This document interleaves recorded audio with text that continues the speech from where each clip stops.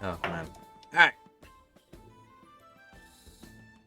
Hello, everybody, and welcome to Crabby D&D. I am here with my players, Cat. Hi. Kirv. Hiya. Kay. Greetings. And Vinny. Hello. We are unfortunately missing a Romulus, but we wish him well. He had an emergency to take care of, so if he ends up showing up, then great, and if not, then not to worry, we miss you. Okay. Are we all sitting comfortably for a recap? Wonderful.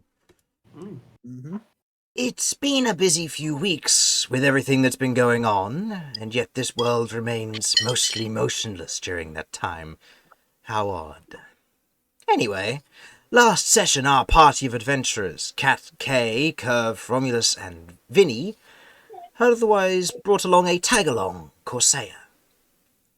Gathering what information they could regarding the bandit group known as the Skull, who had been abducting traders and other travellers along the road between Canlis and Farginook, the party had learned of where their whereabouts may in fact have been.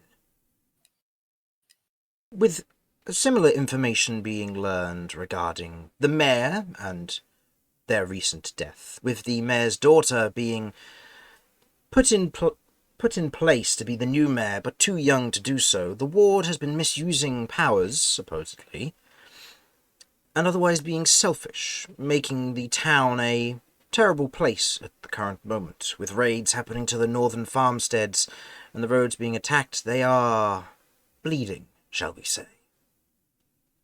The Skull, apparently based somewhere in the mountains northwest of Farginook, and now entrenched, or so it is said anyway, the party is now using this as their next line of work to take out these bandits for money before the Wizard Fest begins. With this party now rested and awaiting the next day, gentle rains and cold weather return. Not as harshly as the week prior, however.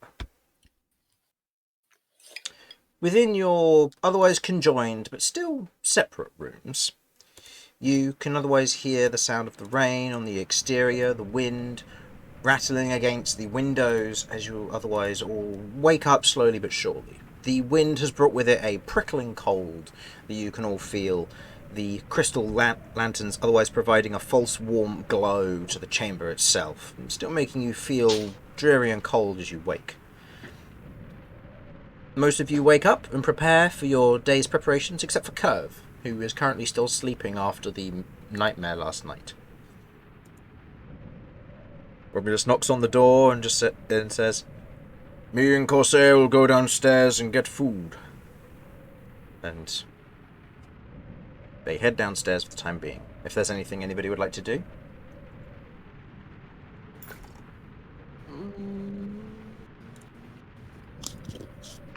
I'm gonna go over and make sure Kirv's still alive. She's still alive, as is the lock state spell you've cast on her shirt. Ugh. So she is still very much held in place, thanks to you. Didn't die. Good. Cool. Right, I will drop the lock state. Okay. Dropping the lock state spell, her shirt relaxes again, and you note that she has twisted and moved since you cast it on her. Not unexpected of somebody who, in any event, would probably roll over in their sleep. But you drop the spell, and you all head downstairs? Yep. Okay. Yes. Okay. I wake up with a bit of a immediate panic. Would Cat still be in the room, sir? I'd say Kat's probably doing her last bit of preparation before heading down. Alrighty. Mhm. So I quickly sit up, I look around, pat my hands on the bed, sort of just remember where I am, take a big breath, and quicker than usual, sort of get ready and head out of the room. Good morning. Morning. You Where is okay? it? I've gone for breakfast. Breakfast. Mm. Sounds good. Hopefully I Like- can have my waffles back. I quickly rush downstairs for food. I will follow. Thanks. As each of you otherwise head down the stairs, the morning breakfasts are otherwise laid out for each of you. I'll say, if anybody wants to pay the silver or 2 silver for your morning breakfast, then go ahead and do so. Is that 2 silver Yep. for all of us? Yeah. So across your entire party would be 2 silver. You otherwise buy yourself some breakfast, gathering your things. With the day ahead of you, what would you like to do? Oh, I got my boiled egg, didn't I? Did you? Yeah, I thought I brought an egg and asked for it for breakfast. Yeah. Oh, that's right. Yeah. That was your Helgi's egg, wasn't it? Hmm. Yeah. Okay. Having your Helgi's egg brought to you in the in a simple wooden egg cup. The boiled nature of the egg has been put in front of you as you otherwise break it open with a spoon. You note the interior where it would usually be kind of a white and then golden yolk to it. In this instance, you note that it is ashy black, and you can't quite see the yolk in there at all currently. Okay. Kirv.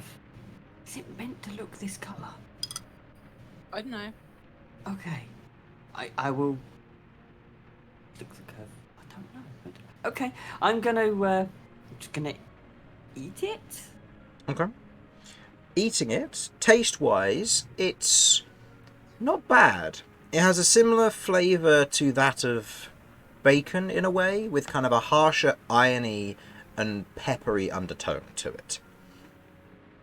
As if it's been partially seasoned, and as you kind of break into it and work in towards the yolk is a bright crimson blood red to it. And as you otherwise take a bit of that and eat it, it tastes very nice. It's very sweet, it's very welcoming. Go ahead and roll me a Constitution saving throw, please. Oh. Oh no. Okay. Time to find out how the dice are being today. Not good. It's going to be one of those days.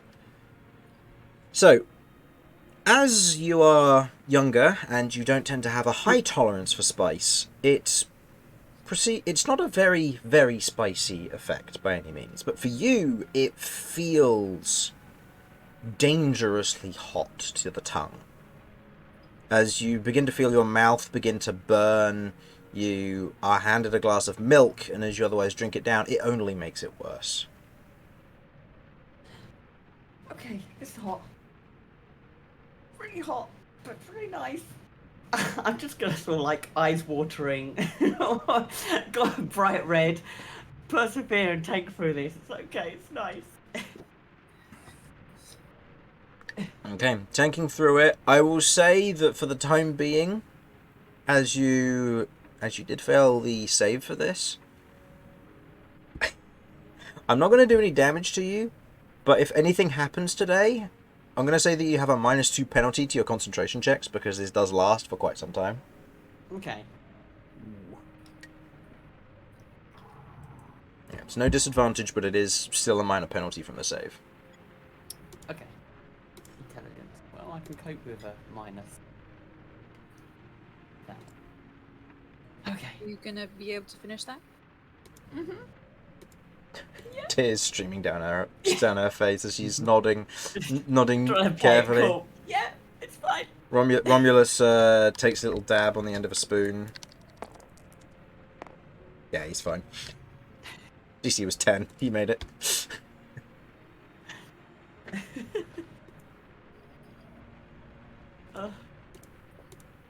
I think Kirv is sort of very much eyeing up the egg, not wanting to say, "Can I try some?" but very curious. It's, I mean, I notice stuff. If if Kirv's staring, I will offer because it's only polite. What cat does. Okay. You try a bit of it, Kirv? Yep. Okay, go ahead and roll for me. Is that just 1d20? Yep. This will just be a Constitution saving throw here. Oh, Cool. you've never had this before, but being a tiefling, I will say for Vinny, if you end up wanting to try this in the future as well, tieflings are naturally immune to the effect of hell goose eggs causing a negative effect on you. Ooh. So, in this instance, you taste it. It's nice. It's got a good heat to it. It's got a bit of a bite, but not too harsh. It's got a very nice irony taste. One that you would be familiarizing with blood, with the nature of it, but it's still got kind of a peppery undertone, kind of a sharp bite to it, but kind of a meaty flavour. It's quite nice. So this is what I'm risking everything for. Yeah, makes sense.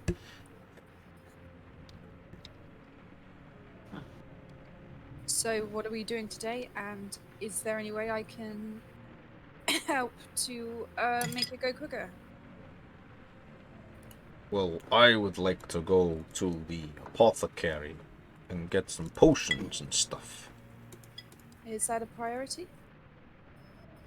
It'll keep us alive longer if we're facing against lots of enemies.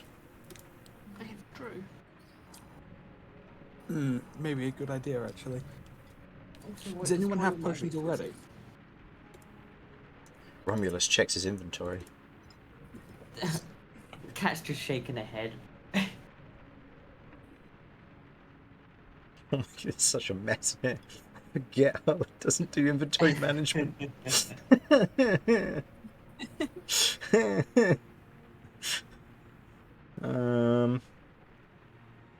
He's got expensive honey. He has no potions of healing. No, I have nothing to help with this. Okay, yeah, if there's anyone that doesn't have any, it may be worth picking some up. Agreed. We can't Between rely us, on we cats have all the to- time. We have a few sources of healing between us, but it always helps to have backups. Especially if we get separated. Exactly. I'll tag along then, in case the worst happens. I'm gonna stay here for a little while. I've got something I need to do. I will say I have no money on me without Cat. So, Cat, if you want to get my money out for me, I can spend a bit. That's fine. So I will.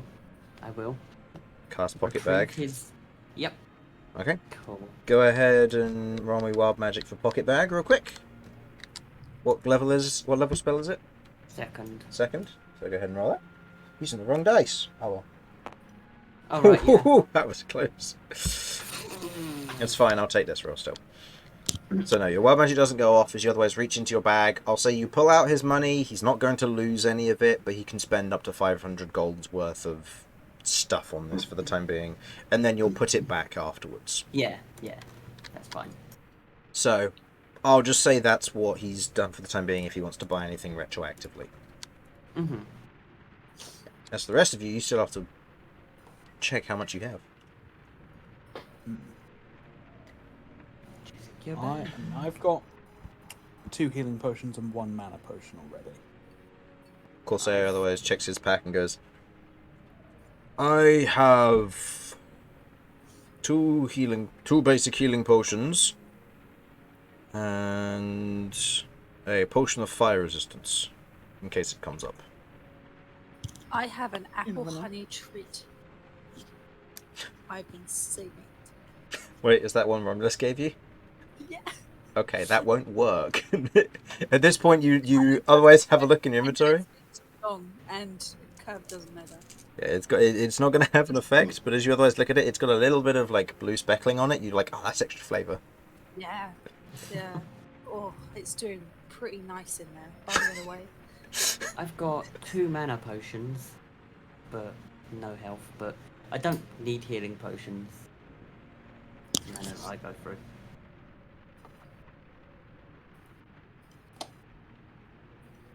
That's fair. What about you, Kay? My maturing apple honey treat. Okay. K, sorry. I Oh, have sorry. That's right. I have no potions. Would definitely be worth picking up some potions then. This is Romulus apparently now. Ah, very good. Getting seasoned. Well, if that's all our plans are for today, let's find this apothecary and get stuff. Romulus is turning into a silver fox. Where shall we meet up? I mean, I'm gonna be here. I've got something I need to make. Then let's meet back up here. Okay, cool. And then we're heading straight out from there. Barkeep, when do we have the rooms till? You have them till noon. Nods. Okay. Okay then. We'll meet back here at noon. Okay. So, Kat, you work on your rune and going through that. Mhm. The rest of you head out in search of the apothecary. Who would like to lead the investigation of this? Oh, Kay can do investigations. Go for it. Go for it. Investigator K. Yep. Aha! You remember walking past it the previous day. Going out into the wind and the rain, it's not so bad, and the streets are quite clear. There are a handful of maybe 2 or 3 guards moving around in small groups, but they aren't patrolling. They aren't being thorough. They're being appearanced by the looks of it. They're just out for show. They don't seem to be necessarily working. As you otherwise head across the street and not far from where you were the previous day when you were exploring and when you helped that dwarf, you come across what looks to be a relatively old building, a nice set of potted flowers out the front. You can see that the door itself has a crescent moon in it where there's a small window, and you can see that there is a small painted sign just stuck to the wall next to the door that reads "All Weeds Apothecary."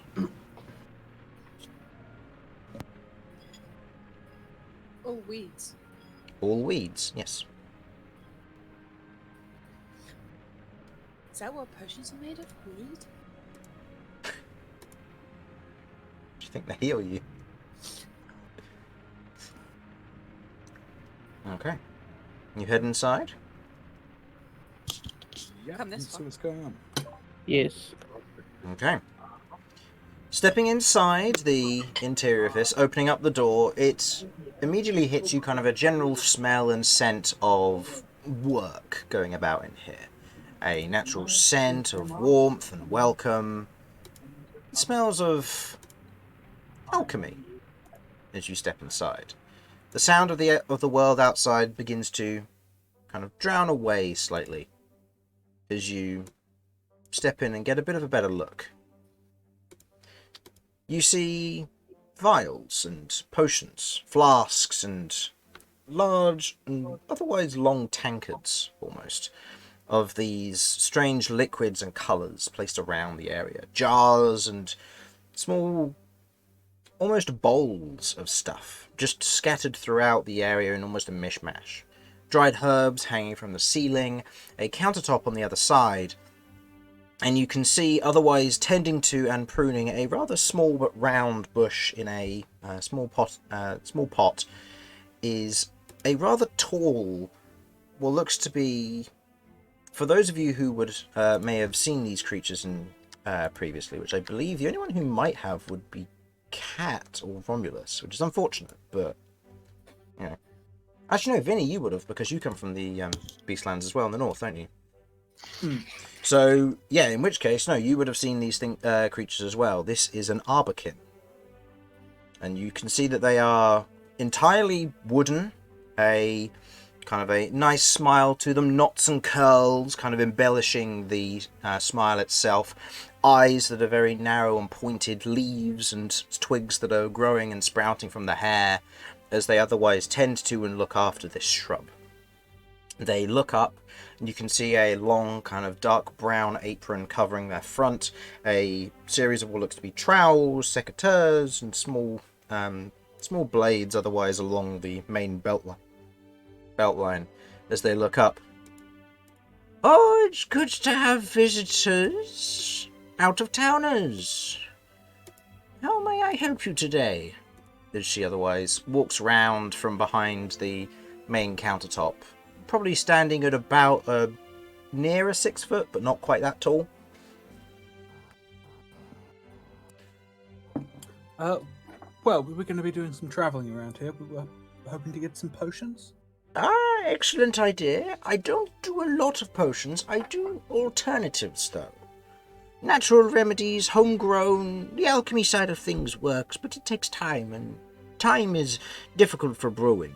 So I work on some helpful but slower working remedies, if any of them would be to your interest. By all means, take a look around. Everything has a label in here, and it'll tell you roughly what it does. All right then. If Let's take a look. If you're after potions specifically, I have some behind the countertop if you know that that's what you're after. But otherwise, feel free to look around. Kind of a long smile drawn as she otherwise kind of looks at each of you. Okay. I'll give a friendly smile and then start looking around. I'd like to talk to the lady. Okay. What kind of potions would you recommend for someone who is in mighty grave danger? In what kind of danger? Like, they're badly wounded, they're dying, they're suffering an ill that would hurt them over a long time? All of the above. In case. I'd say a potion wouldn't be enough. You'd probably either have to put them down or bring them to me. What would you do? Try and heal them. I'm the apothecary. I can work with my ingredients for each individual case, but in a group case when there's multiple things involved, it's more difficult. My healing is for everybody. I don't mind covering costs for healing with the magic I have, but when it comes to buying potions for on the go, or salves or balms, that sort of thing you'll need to pay for, because it's on the go, not being used for those who need it. What if I bought all the potions and mixed them together? I'd be invincible, right? No. A lot of their effects would counteract, and either end up with a slush that would give you the slush, or something that could stop your heart, most likely. What's a heart? It's the bit inside of you that beats, dear. Nothing beats me. Place your hand on your chest. Okay. I put my hand on my chest. You can feel a steady beating of something inside of your chest. What did you do to me? It's always been there. I did nothing. Okay, enough games. I think the others mentioned health potions. I would like some of those. Of course. Are you after standard issue potions, or are you after more powerful things? Depends how much. Well, a standard issue potion will run you 50 gold around here. Usually I would be a little bit more on the cheaper side for them, but it's hard times at the moment getting ingredients with the bandits. But 50 gold is the standard stock price. They'll heal you for a little bit and help with a few of the wounds and ailments. I have 2 stronger ones as well. They'll be more powerful, but they are 250 gold apiece. I also have some longer lasting salves and balms around here that work for different things, but depends on what you're after. If it's potions, that's what I have. I suppose my best shot would be a standard. Also, Chris, would you very kindly check if I actually have enough money, because maths. Maths? Do you have gold or platinum currently?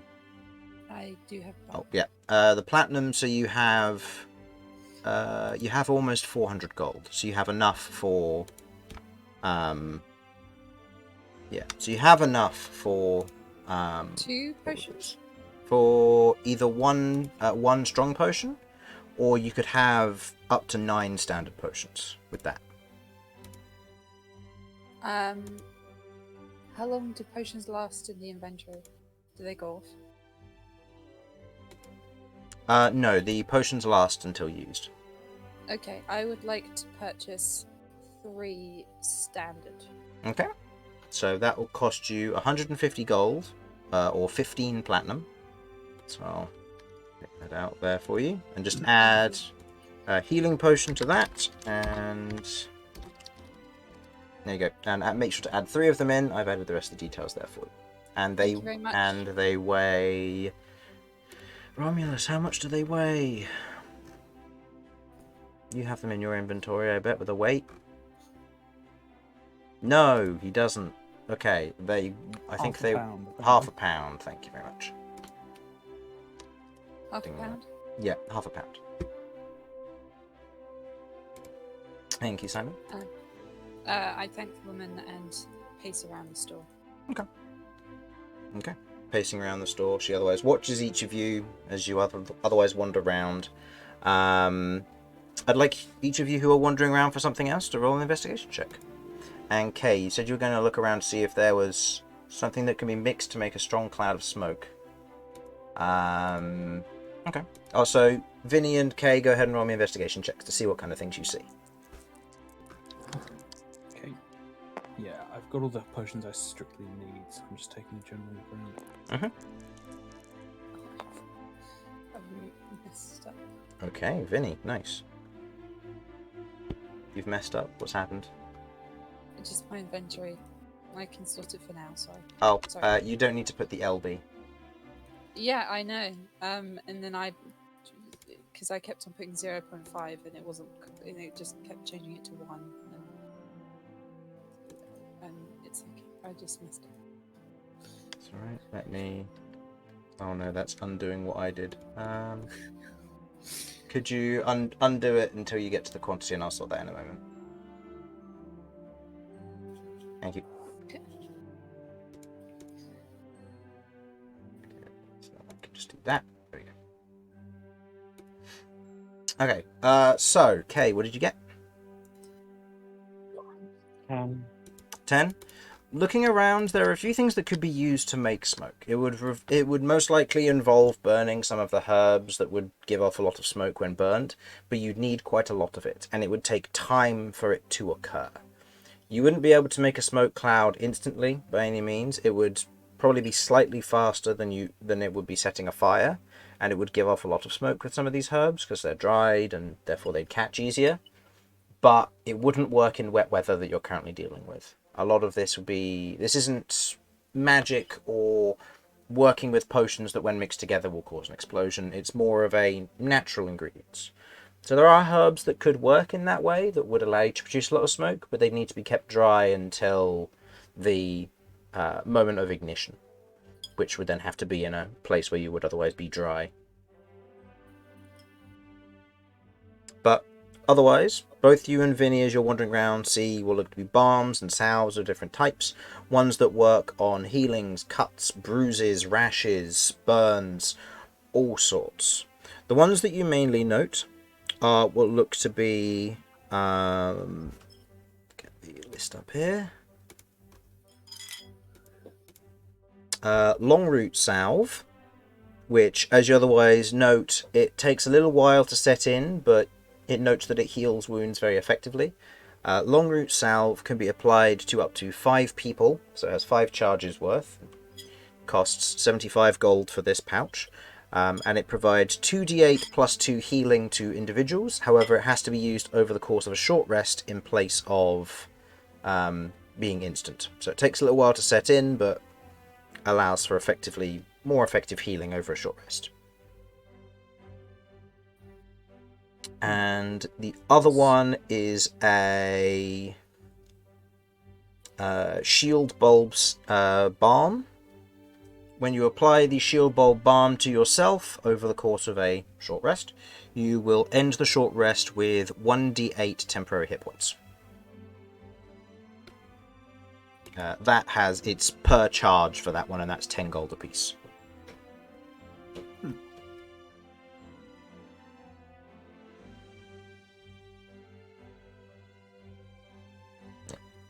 Not So, bad. How that's much what you- healing was the first one, sorry? The long route salve was 75 gold, and had 5 charges as part of it. Uh-huh. How much healing was it? 2d8 plus 2.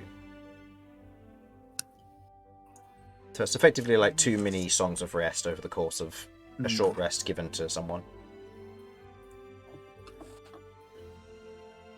But with your natural 20, Vinny, as you're otherwise wandering around having a look, you note that there are what look to be, as you're going through a section of these, looking through the jars and the other areas of this, moving to more of kind of the, not necessarily the back corners of this section, but a more deprived and less attended to section of the shop.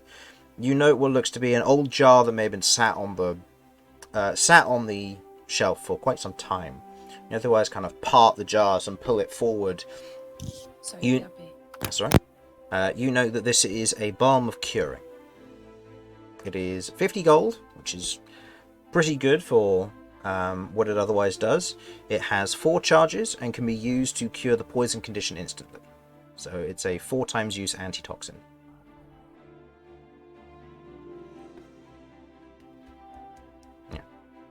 Other than that, you also take note of a few of the plants that are otherwise hanging from the ceiling.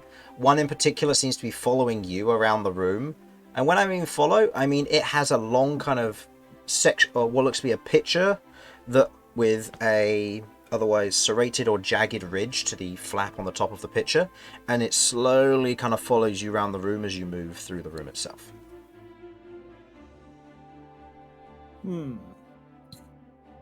Unusual.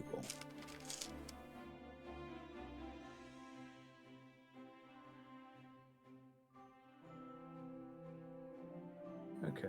Was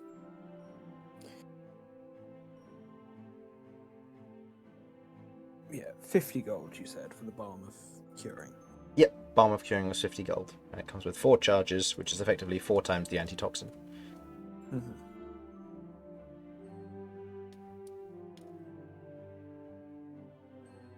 Okay. I think I'm going to take that, since that's... Okay. And you otherwise approach the countertop with just that, or is there anything else you want us to take with you? I'll probably let other people buy up potions, and I think I'm better off using Song of Rest during short rests. Okay. Than applying balms to people. Yeah. I So mean, it would be you can better do used by someone else. both. It just takes that the balm takes a while to set in, so you can technically get 3d8 plus 2 healing if you wanted to use all of them. Plus, then Romulus is healing from the chef feat, meaning you get to just basically have 4d8 plus 2 healing by spending a single hit die.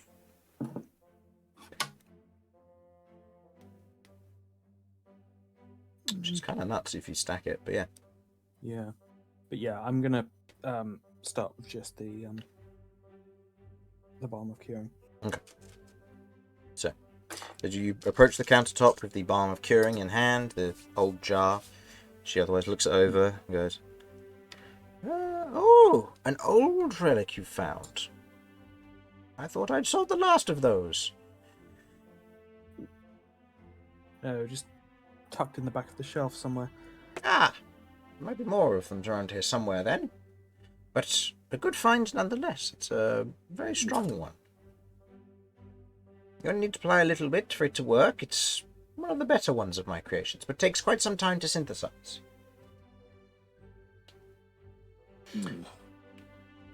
It's a pretty useful effect it seems to have. I've got small portions of it for a more refined lot out back, but I use those for personal use, for helping. They have a effect similar to that of a pesticide and a herbicide. They're very useful against anything that might infect my plants. Anyway, it Sounds is 50 gold for that. Right, I'll take that. There are other ways to get rid of poison, but they can be quite costly. Yes, and It seems like a pretty good deal. they could take some time. Yes, it's, well, might be the old price, but I'm willing to pay for that, if that's what it's listed as. Okay, so you pay the 50 gold for that. I'll hand over 5 platinum. Yep. Okay. And Kay? I'll just buy like 2 or 3. Actually, hold on. How much money do I have?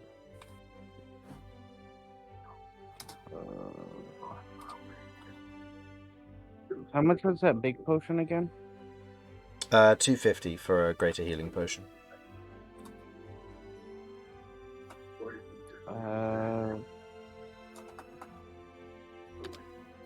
I'll take just 3 normal potions then. Okay, so 3 normal potions of heal. Okay. And they heal 2d4 plus 2. Okay, so that'll be 150 gold. And Romulus, if he buys anything, we'll buy it later on. Yeah. Thank you all for coming, and if you need any more top-ups before you go anywhere else or are travelling through town, I'm always open. Right, thank you. We'll keep you in mind. You're welcome. She otherwise nods, and you'll head back out into the rain to rendezvous back up with Cat. Okay. Some time passes, and with Cat finishing the enchantment on her cloak once again, resetting the rune in place. Also, Jamie, I don't know why, but we're getting quite a lot of static from you. Hang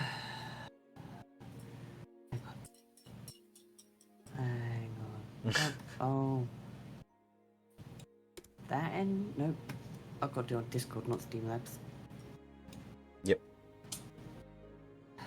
Could be the double right. Hang on 1 second. Is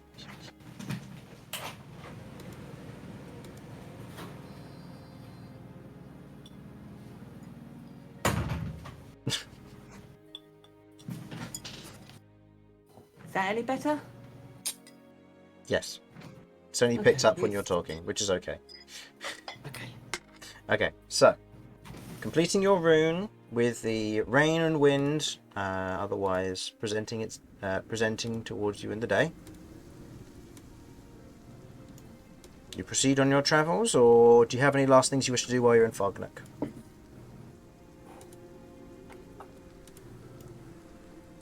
So I don't assume think that's so. where I am. I don't have anything specific now. No? Yeah. I mean, there's not a lot we can plan for until we see what it is we're up against. Okay. Mm-hmm. So I think we're best proceeding cautiously, but heading was out that? and seeing what's going on. Did you... My cat just jumped off the shelf. Landed on the mic and took my plate with it. Wonderful cat. Don't have. So,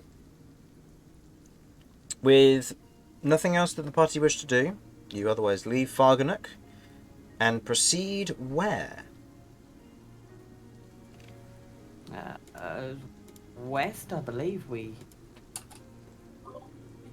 go west, northwest. I believe west. that's what we heard. Yeah, I think there was west. There was a camp west, and then we've got to go north from the camp, and that's where their camp is. What's the information we got? Correct me if I'm wrong. I'm trying to find which book I wrote this in. If you want to make, if anybody wants to make a history check to try and remember, because this was discussed last time. Okay, can I make a history check on what I've said being will as correct? well. Yeah, you can. I will from the dwarf as well. Okay. Okay. Hold so, on. History 19. 19. Okay. And Cat. 10. Okay. Cat, what you with your 10, you realise that what you said is slightly off, but Kay corrects you with noting that it is northwest of Farginook, or you can head west to the campsite and then head north from there. Either way, it's about a 2-day journey. Okay. So, which one do we want to do? We go west to the campsite and then up, or should we just go northwest? No. What's the terrain like? You don't Over the know. two routes. You know that west leads across the road, but then going northwest you don't know because it's off map. I'll say Yeah, that what that's you the other can, thing we should get. yeah, what you can see from where you currently were or the previous day is that it's farmland for what you can see for quite a ways, but then it leads into either rolling hills and trees or grassland. Is what you can mostly gather from this terrain. Okay.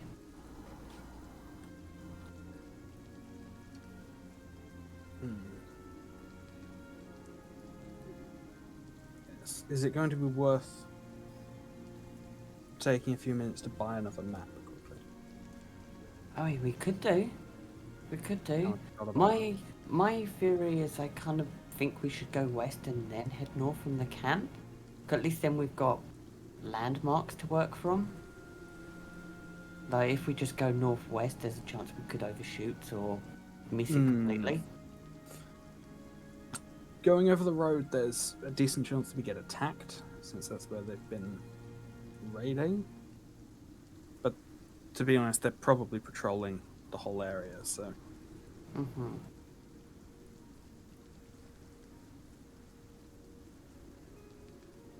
Besides, if we get attacked, is that a bad thing?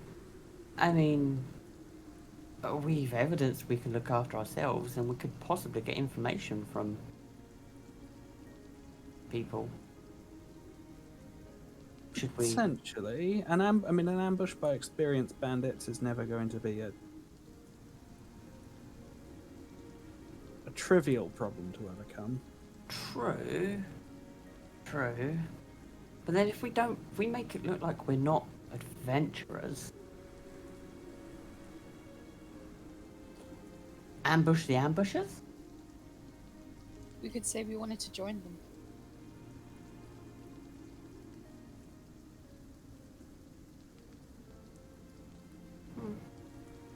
Yeah, Now, we I could don't definitely try. I don't want to burst your bubbles on that one, looking at Corsair saying this to all of you. But it was mentioned that they are attacking all non-dwarves. So I imagine you joining might be a bit difficult, given none of you are dwarves.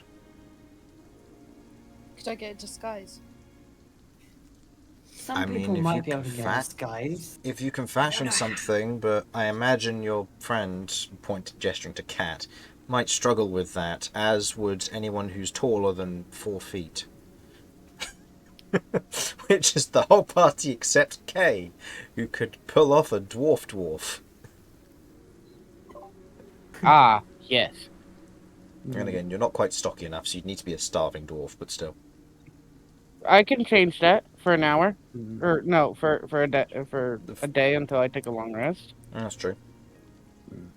Okay, so Kay can wear all clothes at the same time and put on some bulk. We can all walk up around on our knees with our shoes. Well, I was thinking more, could we get a cart, a horse and cart? And some of us hide in the back. We could try. I don't really know how they've been attacking.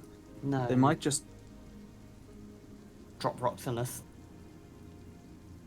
if they go in guns blazing, it's going to put us at a disadvantage. Maybe Kay could take us in as prisoners for an offering to the group.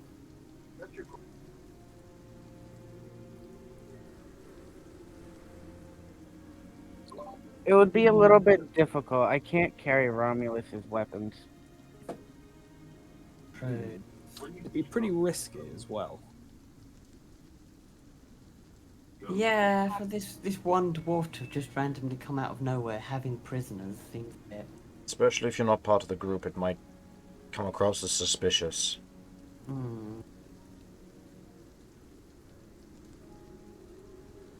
I think we should just go and hope. if they... We're resourceful. We We've get spoken- ambushed. At least we have contingencies. We play it safe. Keep our eyes out. Yeah.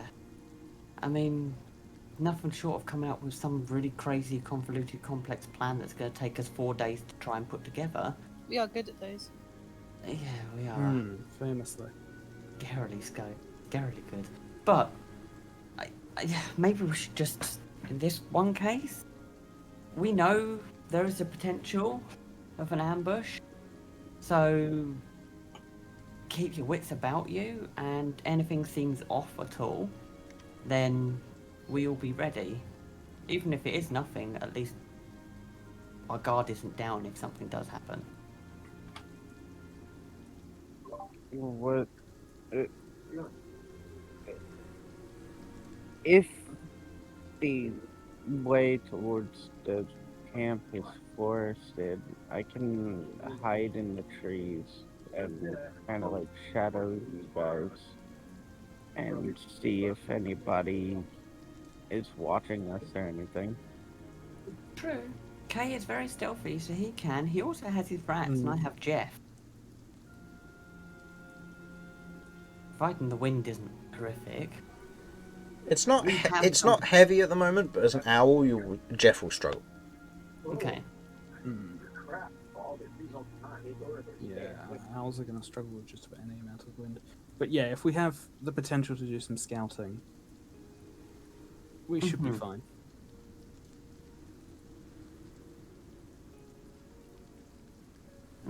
Yeah, once we get off the road and are heading right towards them, that's when we'll be in danger if they spot us. Tis true. Well, okay. So what are we gonna do? We're gonna try and grab a map, and then we're gonna possibly head to the camp, or do we want to try and go diagonally straight to it? Let's head to the camp first of all. I agree. Okay. So map and then camp. Okay. You do all have rations this time, right? Yes. Okay, good. I've made sure to bring some extra. Romulus gestures to the 15 rations he has just to make sure everybody can be fed if they run out. Fair. Perfect. Right. Let's not waste any more time then. Okay. So, as I believe you all purchased heavy winter clothing, this is getting to as you are entering the section of the land which is getting colder, heading westward out of Farginook. You equip your heavy winter clothing, pulling up any cloaks or hoods or anything similar. You set out on your trek along the road. Who would like to go ahead and roll for random encounters for me, please? This will be, as you are travelling on the road, 3d8. Oh, Is it possible to get a map before we leave? I will say if you want to, I will say at your current timing, where it's probably 10 in the morning, if you go looking for a map and you fail on whatever the roll may be, then you will not reach the campsite by night. So it's up to you if you want to take that risk. Should be fine. yeah. Let's just not forget to pick one up next opportunity we get. True. Okay. I got 3 lots of 3. So 9. Okay. Oh, oh gosh, darn it! I forgot. I need to put the updated version in my folder. Okay, hold on. Let me get my. Flowers bloom. The weather is perfect. Nope. It's raining rations. Some guy is out there who's just giving away free powerful items. Yeah. You know, this And is level just, up potions. This is just stuff that happens. Yeah, level up potions. Everybody knows about those. Just big mushrooms. Okay. I don't even want to hear about mushrooms anymore after the last time we found mushrooms. It's true. Wild magic trips are fun. Yeah. Okay. Okay, actually, this is an interesting one. Oh wait, no, that's the wrong. That's the wrong one. I want you. Wait, hold I feel on. like I've been missold now. Ah, no, never mind. No, actually, as you otherwise travel along the roads are quiet. Surprise, surprise. Very few people want to travel along the roads at this particular time, given the events that are transpiring. So, you otherwise make it to the campsite unimpeded. The weather okay, and nothing else to worry about.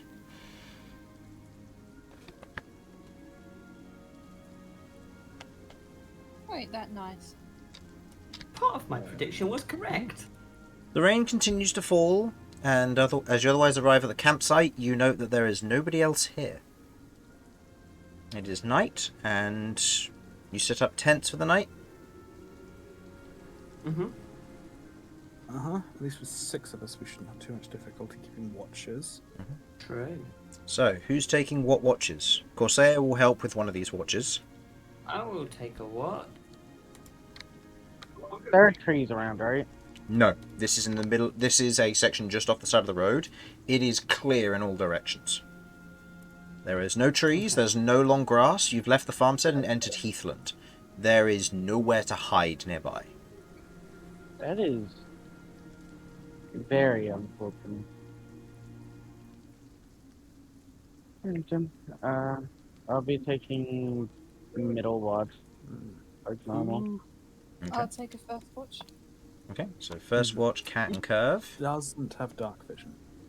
Romulus has it now. Romulus does, yeah. I think I am the only person without... Corsair. Yeah. Corsair doesn't have dark vision. He is a draconian. He does not get dark vision.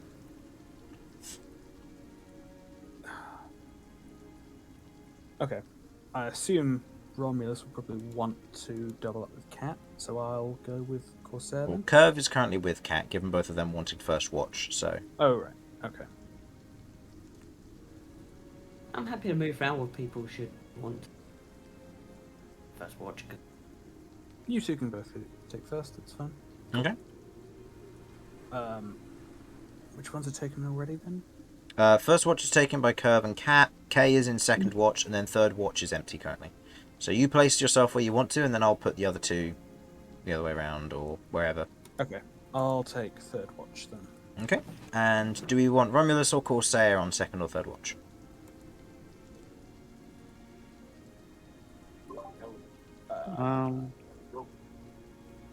Who wants to I mean- keep an eye on Corsair at that point?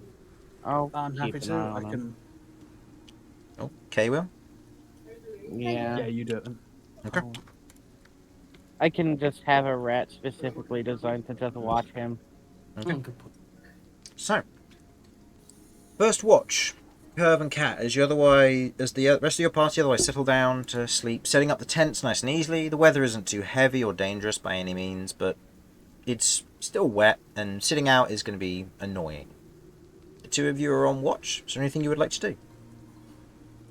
Kirv, Mm-hmm.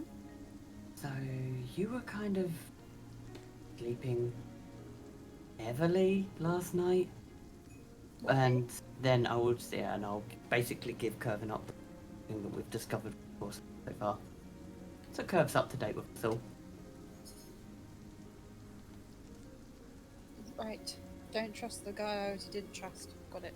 Okay, didn't know. There's definitely something. He knows a lot more than he's.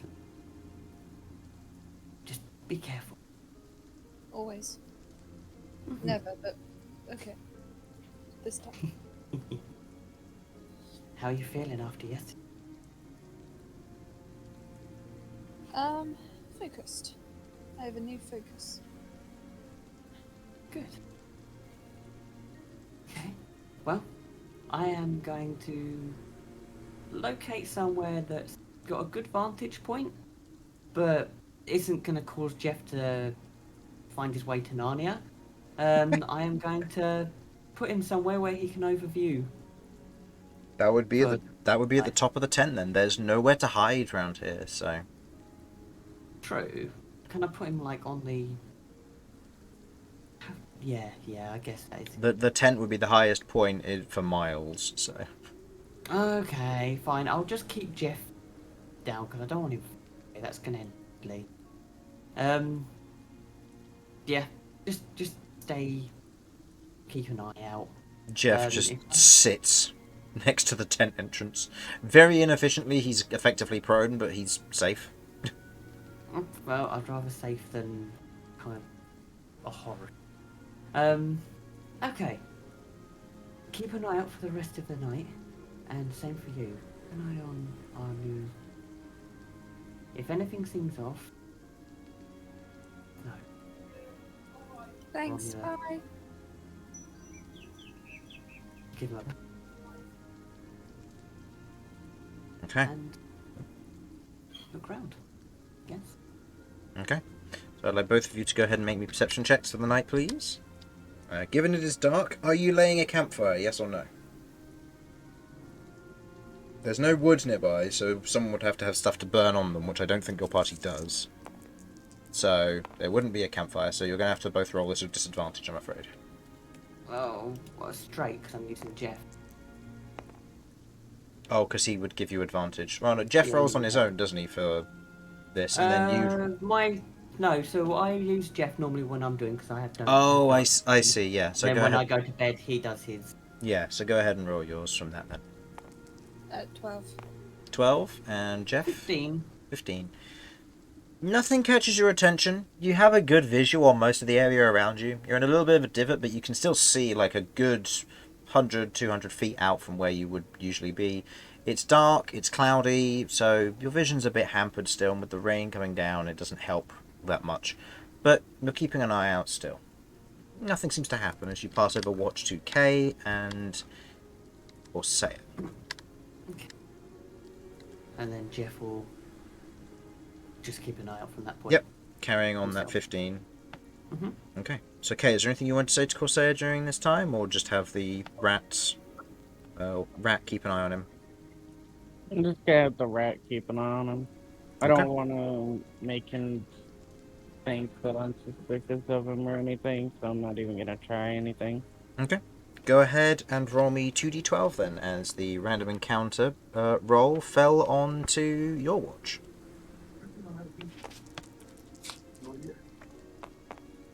3 and a 6. So another 9. Okay. 9 at night time. Okay.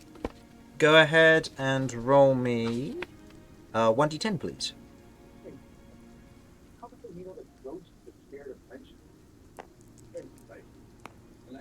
2. Okay. As you're otherwise resting and... well, not resting. Keeping an eye on a watch. Go ahead and roll me a perception check, please. And I'll roll for Corsair, who will have disadvantage here. Oh, no. No, never mind. He wouldn't be able to see because he doesn't have dark vision, so... haha. He's waiting in the dark. Perception...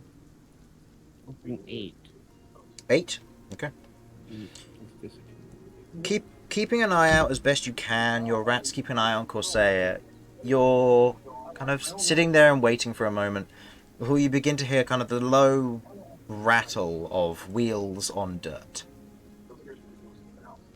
You otherwise stand and look out as you note a caravan pulls into the campsite itself. I see. You can see that the individual is on their own on the caravan, just them. Dwarven fellow, kind of a long dark beard, hood up, currently just kind of pulls the reins too, kind of looks over to you lot, kind of shielding his eyes from the rain for a moment before proceeding to kind of get down from his perch and proceeds to crawl underneath the cart itself.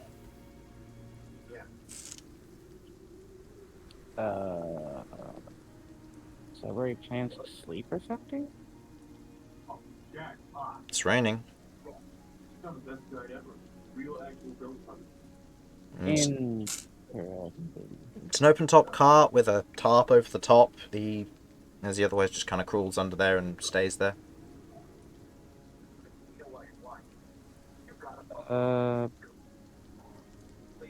To each their own, I suppose. But I'm gonna keep an eye on that cart. Okay. Keeping an eye on it and just taking kind of general stock and note. Being wary of it, but keeping an eye. You kind of pause and wait. Okay. Your watch comes to an end with Corsair, and now we move into Vinny and Romulus. As you pass over the watch. I give them the warning about the person I showed up. Mm-hmm. Okay. Vinny and Romulus sit down for their watch. Okay. We have no campfire, correct? Correct. So it's with disadvantage on the perception here. I will cast Dancing Lights. Okay. You cast Dancing Lights. As the lights otherwise go out and hover in the nearby vicinity, you create a small portion of light here just to give you a bit of an edge, so you may go ahead and make a perception check as you would normally, and as will Romulus. Okay, so for Romulus, stuff is updated correctly, which I can't remember if it is. Let me click his character sheet. His perception is +4, so that's an 11 from Romulus. And a 16 from me. 16 from you. Okay. As you otherwise look out, kind of keeping an eye, as your dancing lights float, you note what looks to be a few figures coming along the road towards your campsite.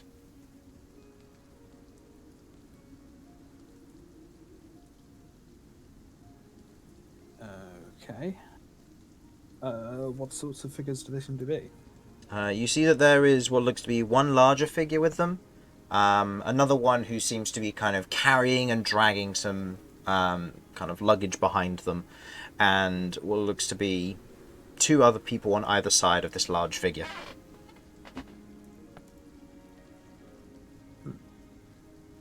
This is the last watch of the night, right? So Correct, yeah. So day will follow soon enough.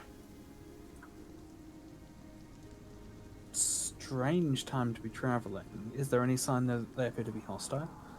It's hard to tell from this distance. They're getting closer, and you can wait until they get closer, but it's up to you. Yeah, I'll keep an eye on them. I'll try not to get too tunnel visioned with just them, but Okay. I'll keep glancing back as they're getting closer. Okay. You otherwise keep an eye as best you can. With your roll, you note that from one of the figures on either side of the large figure, a small kind of black object or silhouette shoots up into the night and merges with the darkness above, preventing you from being able to see what it was that was sent up.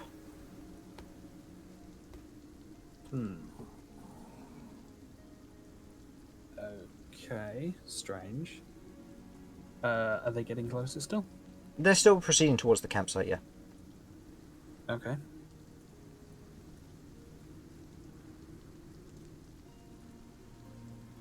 Okay.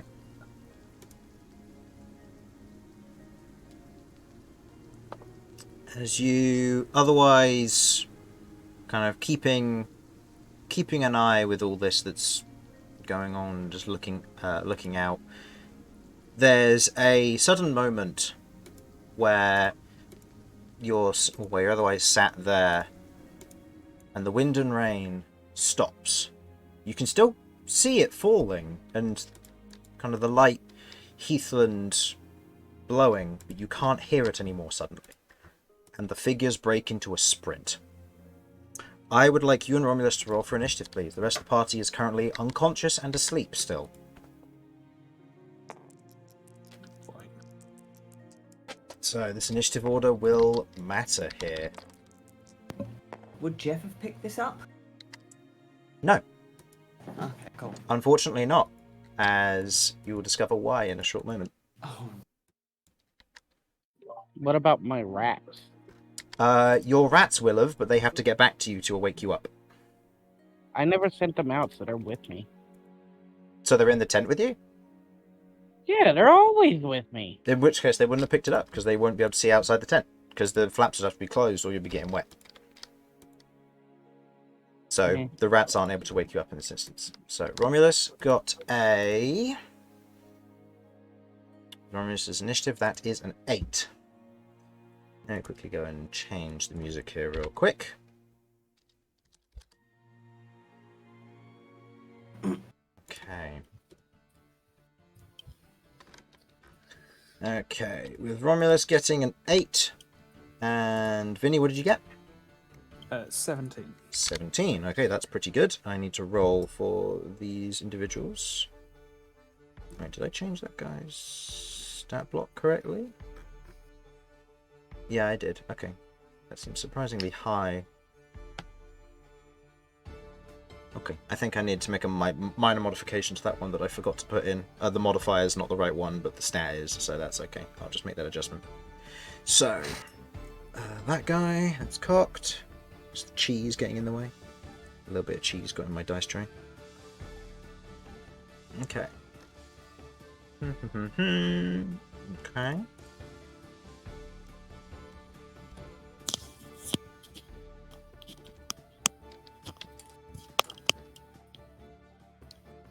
This guy, that, and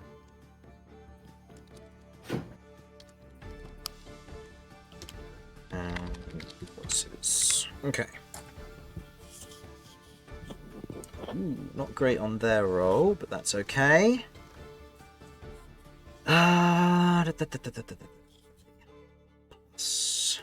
So there's, they have that, and they have that. Okay. So, top of the initiative order. You note that 2 of the individuals, as they otherwise coast into range of all that's going on currently. They're with the figures that are currently present, as they're otherwise moving into position. You note that these individuals are dwarvish as they get closer, closing in on your particular spot. Romulus got there. Okay, Corsair and Cat need to be moved underneath there. Okay. So, the 2 of the dwarvish figures, they otherwise rush up. You watch as they move up really quickly. You note that they are dwarven in exterior. They aren't terribly fast, but they are within close enough range that you watch as they wrap their hands around each of their forearms, or the opposite forearm, dragging their hands to either side. Flames emerge in their hand, and they throw forward firebolts, one at you, one at Romulus. So, the attack against you is... that is a total of 13 to hit you, Vinny. That does not hit. Okay, as they fire the firebolt past you, it whizzes past you as you're otherwise ready for this, as you kind of duck and spin out of the way, the firebolt coasting past, and the one versus Romulus is a 9, as Romulus otherwise stands, batting it as it otherwise crackles across the surface of the ghost halberd, but the frosty effect otherwise burning up the firebolt in place as it does so. As this happens, you watch as they point downwards, and you watch as 2 imps fly down, one grabbing a hold of Jeff and stinging him in the back, which knocks Jeff unconscious. And the other one proceeding to fly down and otherwise grabs one of your dancing lights, tearing it from the air and dissipating one of them.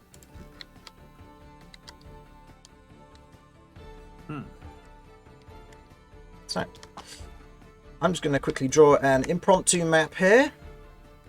Unconscious is not dead, right? No, unconscious is not dead, no. So While you're drawing, I'm going to be right back. Yep, that's alright. So we'll say this is 110 and then this is the other one. So we'll have Vinny sat here, Romulus sat here. We have Corsair and K in one, and then Cat and Kirv in another. Actually, no, he would have parked slightly further away from the rest of you because he doesn't trust you. So I'd say he'd be further over here. Okay. And the figures in question that have made themselves known would be 2 of these guys. Let's get the rest of these all ready. In case I should need them. Okay. These 2 have made themselves known. Coming from this direction.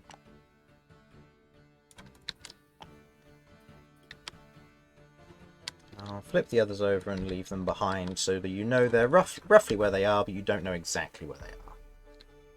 So this guy should be here, this one here, and these 2 to either side. Slightly in front. Okay. With that being their go, Vinny say he had to be right back. Yes. Yes. Okay. Right, well, it's Vinny's go next, so do you guys want to take a quick break before we initiate this combat fully? And get into the worst of it? I mean, since we gotta wait anyways. Yep, okay. So, take a quick 5 minutes, we'll be back in just a moment.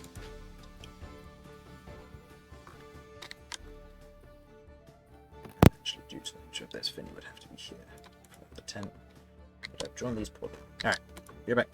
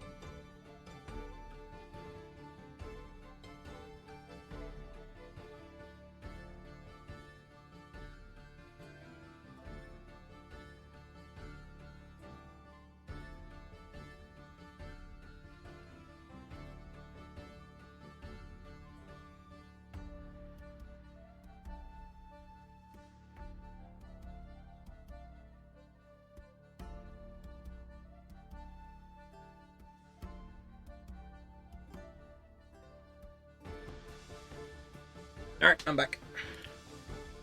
You here, Simon? Welcome back. Thank you, thank you. Okay, so this one took out Jeff, who would be in here. That's Jeff's tile. That's Jeff's. So Jeff is currently unconscious. And this one is flying above. Is that some weird hell mosquito imp thing? No, it's a method. I'm just having to use proxy tiles here. Like I said, there's some art I wasn't able to get done, unfortunately, so... It just looks funny as hell.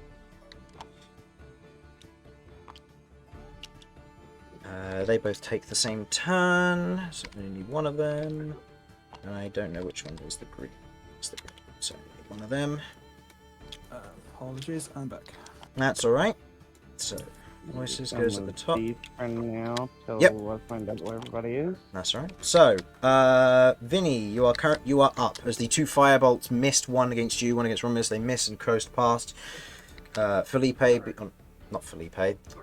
Let me. Wrong campaign. Jeff being not familiar has appeared. In true. Don't let Jeff hear that. As Jeff is knocked unconscious, it is your turn.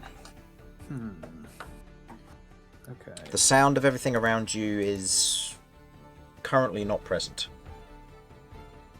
Also, if Jeff heard it, I think he would not be able to understand it.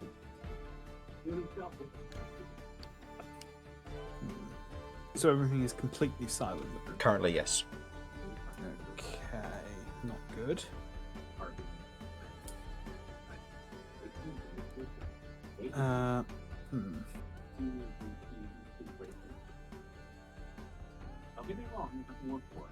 What's it going to take to slap people awake?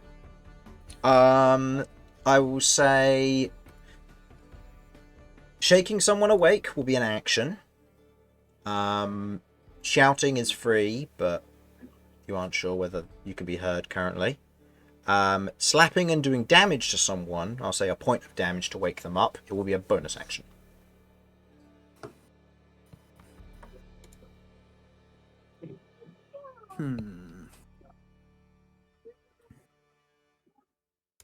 Let's change the music to this one and see if this is a good combat one at all.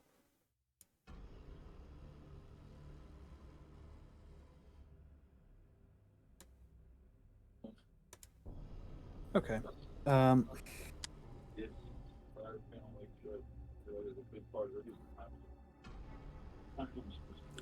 Right. I trust K more, but I'm more willing to damage Corsair.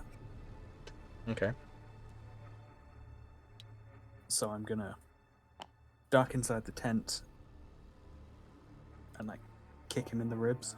Okay, you duck inside, the flaps making no sound as you move in. You kick Corsair as a bonus action, doing a point of damage to Corsair, which I will note down. Mm-hmm. For Corsair. Okay. As he otherwise awakes as a result of this, looking around, you watch him shout, but hear nothing.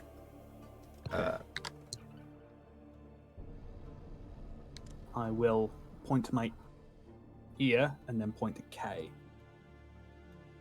And then, swords in hand, I'm going to rush back out. Okay. He rolls his initiative as he's been woken up. He will roll with disadvantage due to the fact of him waking up now. Okay, that's not great for him. So that's only a plus. That's only a 5 for Corsair. So Corsair goes there, and he enters the initiative surprised. So I'll remove that later. Okay, and you rush back out, your swords drawn. As you can see from the forms that are moving up, a few of them are barreling towards you at a higher speed. Okay. Deal with them when they get closer. For now, though, I'm going to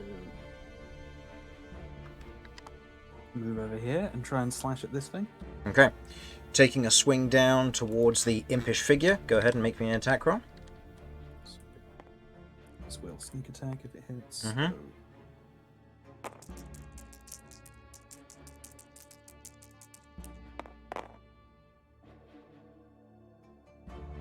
Total to hit. is plus 7, so 16. 16. Yep, definitely hits.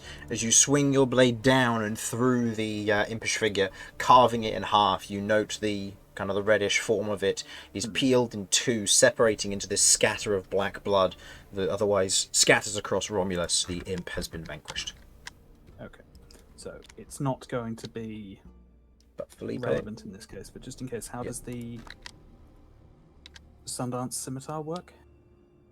It's the good property, so it's what, advantage on the damage roll? yes, correct.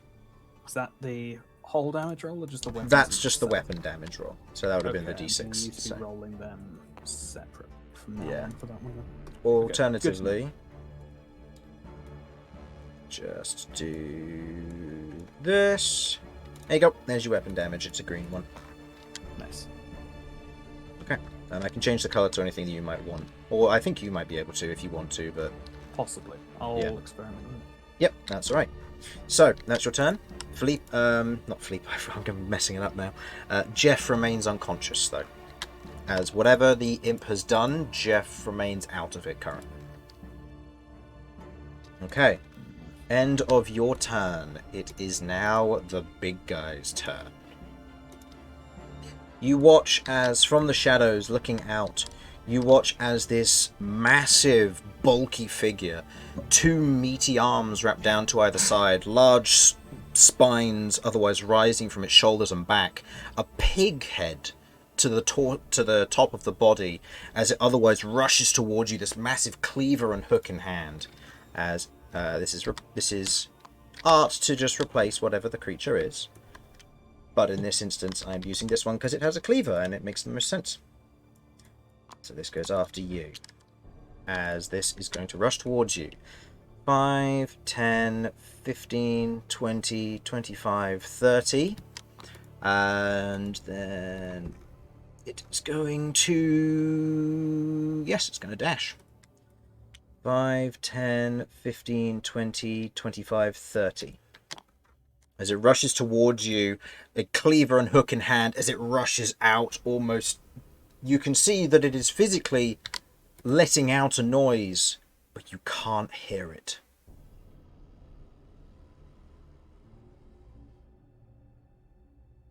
Okay. With that one's turn, we then move into Romulus. Romulus, on his turn, is going to do something similar. He is going to move into the tent, and he is going to... I guess in this instance he will try and talk, which you hear nothing of, and nor does he. So he is going to shake Cat awake for his action.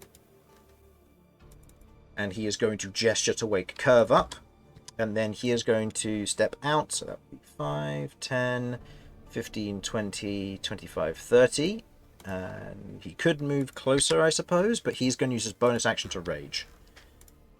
Because Sensible. it would make sense that he needs to try and tank to buy time for you lot. Okay, so I don't know what his stuff does, so I apologize that he has 7 class resources I have to manage. So he has Rage, Superiority Die, Second Wind, Action Surge, Cloud Rune, Stone Rune, I don't know what all these do, and Giant's Might, which I presume makes him bigger. Maybe.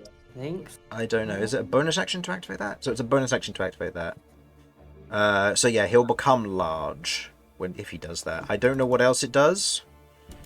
You have advantage on strength checks and saving throws. Once on each of your turns, one of your attacks with the weapon or unarmed attacks does additional d6 damage. You may use this feature a number of times equal to a proficiency bonus and regain all expended use on finishing long rest. Okay, so it lasts for a minute and that'll be something that happens later. Okay. With that being the end of Romulus's turn, it is... Oh, Cat, if you'd like to go ahead and roll for initiative for me, please. You have disadvantage. Oh, let's go. Alright, cool. Yeah. Okay. 20. 20. Okay. So, you move to the top of the initiative order, and I will say, because you rolled high and your turn has technically already gone beforehand, you are not surprised currently, but you can't take your turn until next turn. Okay. Okay. End of Romulus's go. It is now the other figure's turn.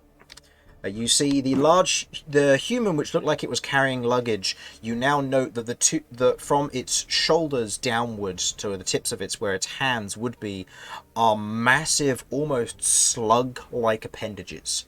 Large, black, oily pieces that it's dragging behind it as it moves slowly, as it's not very fast. 5, 10, 15, 20, dash, 5, 10, 15, 20. As it is otherwise moving as fast as it can, dragging its hands behind it, otherwise moving out, groaning as it does so. The head looking like it's been snapped backwards, with the throat and bones otherwise protruding outwards away from it in almost like a claw mouth-like motion. Okay, and that is that one's turn. Corsair is awake, so Corsair will be no longer surprised. So that's the end of Corsair's turn. And it is now these guys' turn to add, because Corsair is in this list. They are there. They go under Corsair, and Cat is at the top of the initiative. Okay. It is now these guys' turn, as they are going to move up. 5, 10, 15, 20, 25. They are also going to dash. 5, 10, 15, 20, 25. 5, 10, 15, 20, 25. 5, 10 is going to stop, spend 10 feet of movement looking in, and then he's going to move another 5 feet, moving past. Okay. End of their go. We move back to the top of the round. Cat, you are no longer surprised. You have your turn. You can vaguely hear the sound of things going on outside. Rain and wind happening, but that's about it. You're All currently right. prone, where you were sleeping.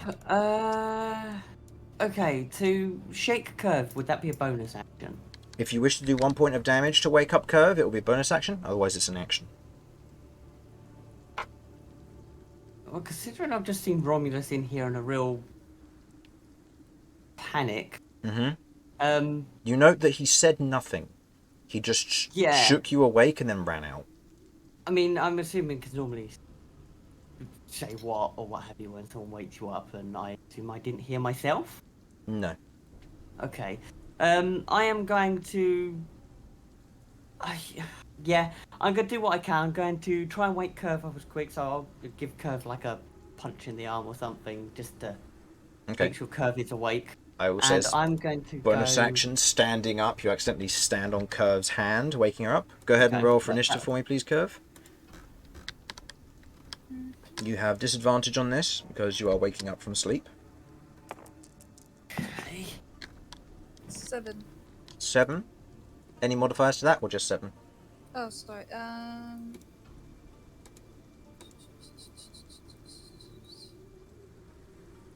That's Constitution, is it? That would be your. It's the initiative should be below your health somewhere. 2. Yes, it is 2. Sorry. Yes. 2, so that's 9.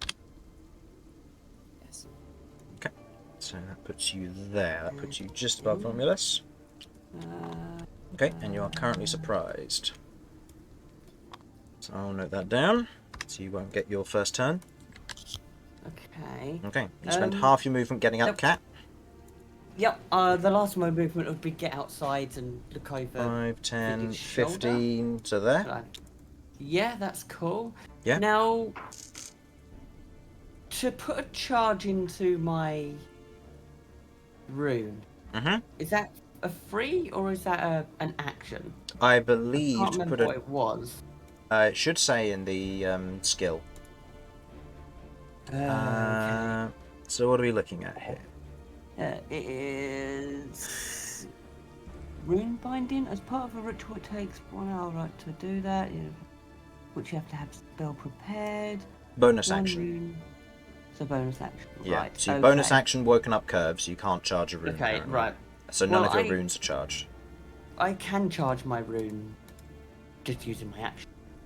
No, it uses specifically a bonus action, and that you can't convert one into the other. So, as it currently Oh. stands, you can't charge your runes with your bonus action being used. Oh, and Kirv, you also took 1 point of damage from being woken up this way. Oh, okay. Interesting. Okay. Did not know that. Thought I could use my action too. Okay. All right then. I mean, I can't cast anything because verbal component is no longer useful to me. You don't know that currently. As you step outside, you can't hear the wind and the rain. So I'll say make me a perception check to see if you notice. Okay. I mean, I woke. Yeah. Romulus basically just shook you awake and then ran out.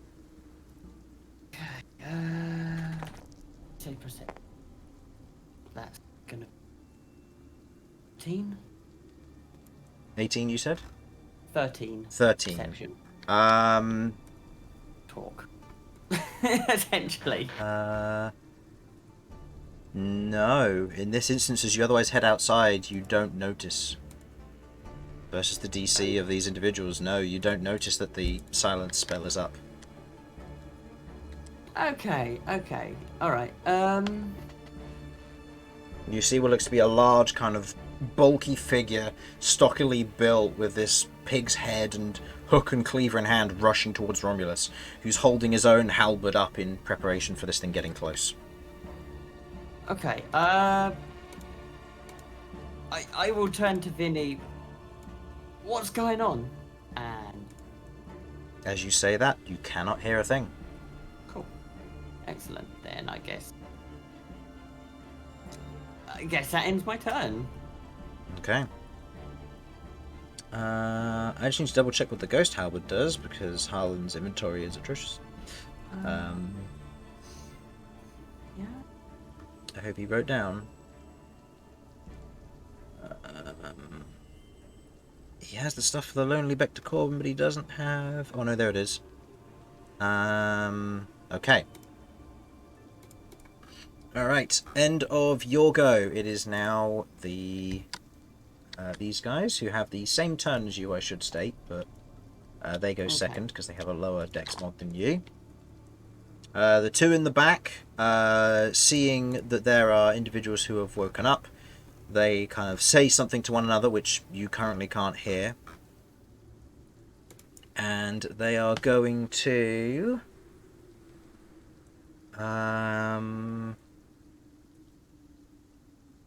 yeah, one of them is going to nod and is going to step forward to do this.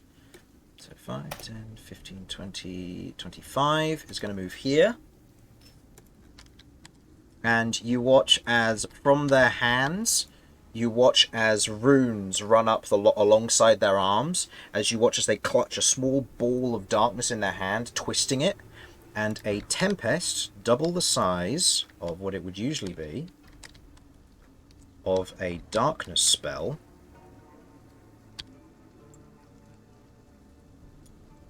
appears here. As you are plunged into magical darkness and cannot see.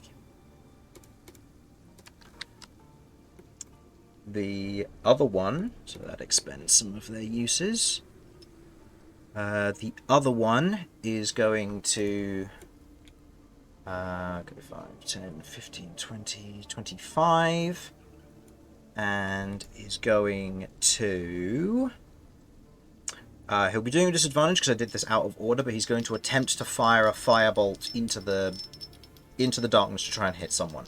So, given it will be aimed at Vinny or Cat, I would like both of you to go ahead and roll me a d20. Whoever ends up being higher will be the one that I aim at, accidentally. So, disadvantage on there to hit. That was surprisingly good. That's a 20 to hit from them. So, Cat, that's hitting Take you. it.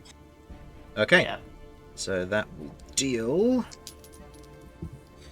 you will take 12 points of fire damage as a firebolt shoots into the darkness, and as you are unaware and unable to dodge it, it strikes into the side of you as you feel the pain shoot across your torso as the fire burns across it, and as you let out a scream or a shout, nothing is heard.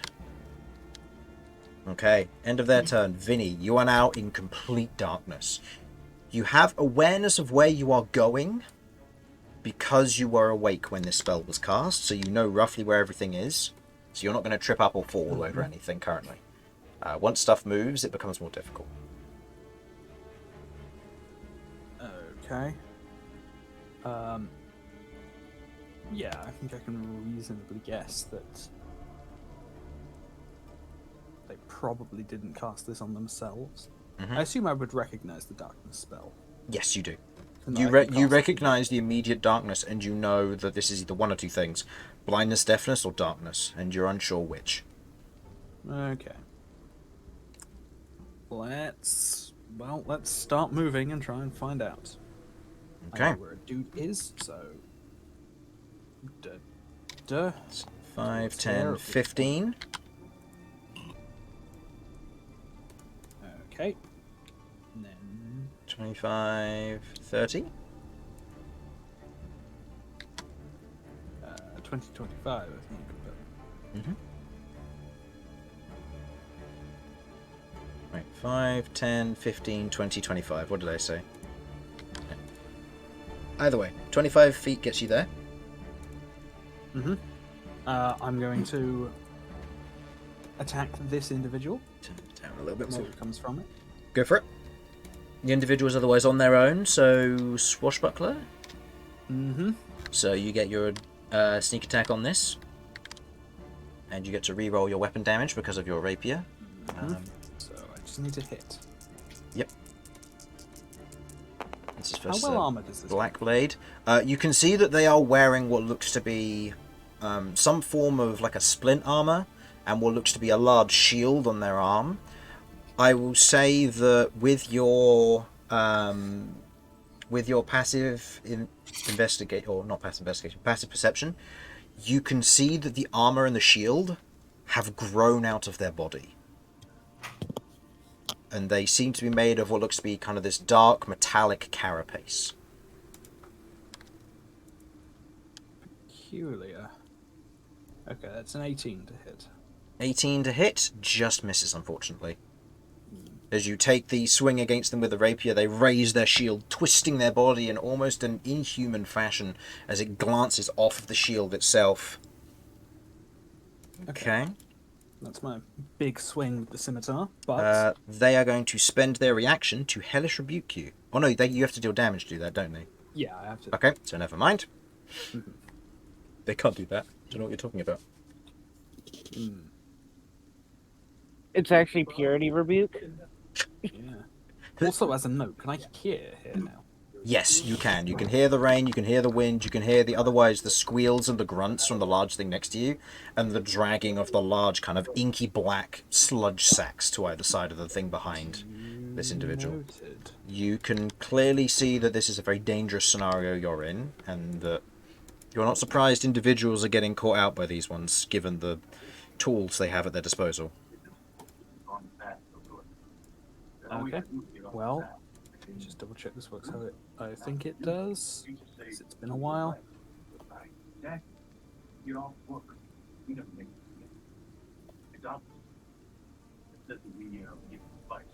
Yep, I've made an attack against him, so I don't provoke opportunity attacks. Oh, from mobile? Fancy footwork. Oh, fancy to work. Okay, so you can back out if you want to, or move further away. Bonus action dash, Oh, back into the darkness. Interesting. and beckon him to join me. Okay, taunting him as you back away. You note that his eyes kind of glow for a moment as he otherwise stares at you and is very much in for the thrill, as he is going to presumably follow in afterwards. Okay. End of your go. It is now the Belly Butcher's go. The massive form lumbers towards Romulus, who's currently blind from the darkness spell. And with Romulus unaware of what is about, roughly aware of what's going to happen, but unaware of what is going to be happening here, it's going to take 2 attacks. It is going to make 2 with its cleaver, taking a swing twice towards Romulus. The first hit is a... That is the wrong to hit value. I don't know why I've got that. Oh, I've just added the modifier. I didn't add the proficiency bonus. Okay. So that should be a 19 to hit versus Romulus's AC, which I believe hits. Yep. And then the second attack versus Romulus. Yep, that's a natural 19. That's going to hit. Okay, these 2 attacks. Each one is going to be halved because of Romulus raging. So the first attack that would deal 10 points of slashing damage is halved to 5. And then the second attack, which deals 11 points of damage, is halved to 5 again, meaning he takes a total of 10 points of damage over the course of this turn. As it takes 2 heavy swings against Romulus, each one of them carving through, you can't hear as Romulus is shouting out currently, but you can't hear him, nor can you see him. Okay, that will be, and then the Belly Butcher will move here, and actually no, it's a simple-minded creature, so it's going to stay there close to Romulus. End of its go. Kirv, it is now your go. I believe you were surprised. Yep. So you can't do anything this turn, but you have your reactions should anything happen, as the space in front of you goes completely dark. You cannot see currently. Okay. Right. It is now Romulus's go. Romulus is going to step out of the darkness so that he does not have any disadvantage. And Romulus is going to... let's see... What can Romulus do? Yeah, he's going to spend a bonus action to get big, using one of his Giant's Might charges. So Romulus becomes a large creature now, as he is sizing up to this large, strange demonic entity, as he's going to take 2 swings with his halberd. So, would he make these reckless? Probably not, because it would be extremely dangerous to do so currently. So he's going to make 2 attacks. The halberd, which he has a +8 with. Ooh, that's a natural 1.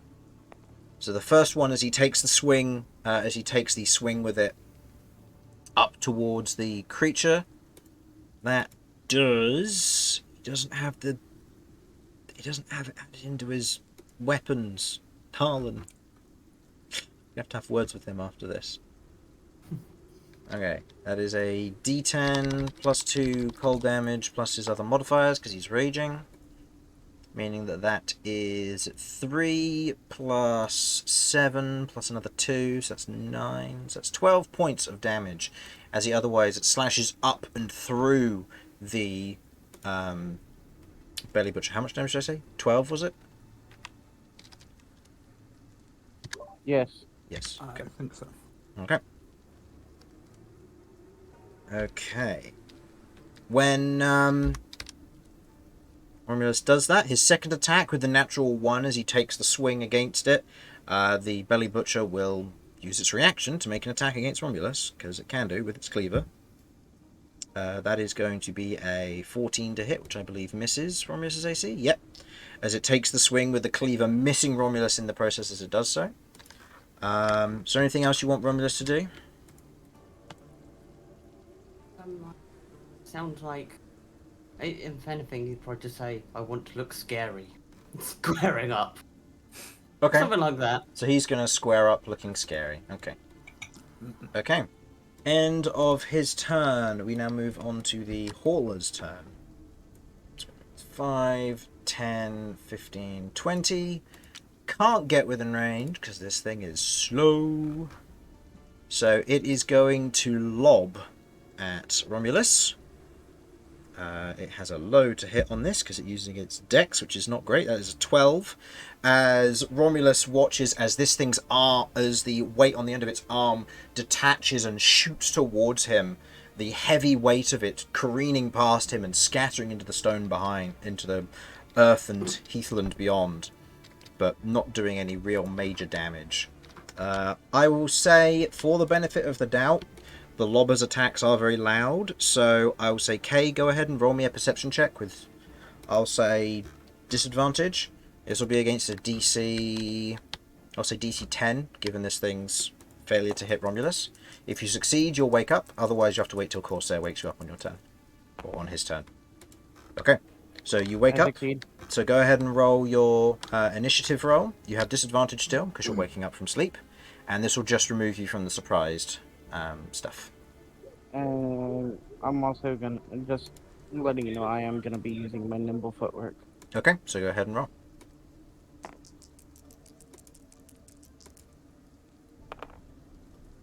Cool. Okay, nice. So 13 plus whatever. That 13 plus 7, so 20. 20. Okay, another 20. That's good. Okay, that puts you above Cat. Okay, so you would go there. Okay, and you are currently surprised. Oh no, because you ended up getting further in the turn, you aren't surprised this round. But you don't get a turn this round, you'll get it at the beginning of your next turn. Okay, that is the Hauler's turn. It is now Corsair's turn. Seeing you wake up, he is going to get up from prone, spending half his movement to do so. And he is going to... Oh, what would be a clever thing to do?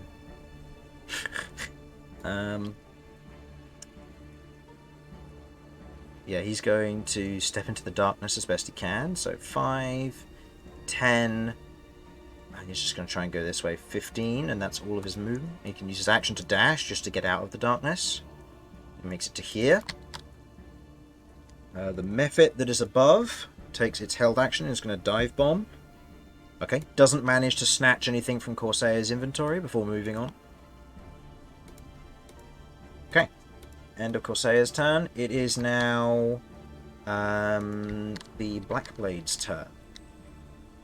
This one, which now sees a Romulus moving up, I'm going to roll to see if he is taunted by you, Vinny, or if he is taunted by Romulus. Go ahead and roll me an intimidation or performance check, please, Vinny. And I'm going to roll an intimidation check for Romulus, because he was looking big and scary. Okay, yeah. Romulus got a 9, plus he gets to use his strength, so he's got quite a lot going on there. Oh, he technically has advantage on this because he's raging / giant's might. So yeah, yeah.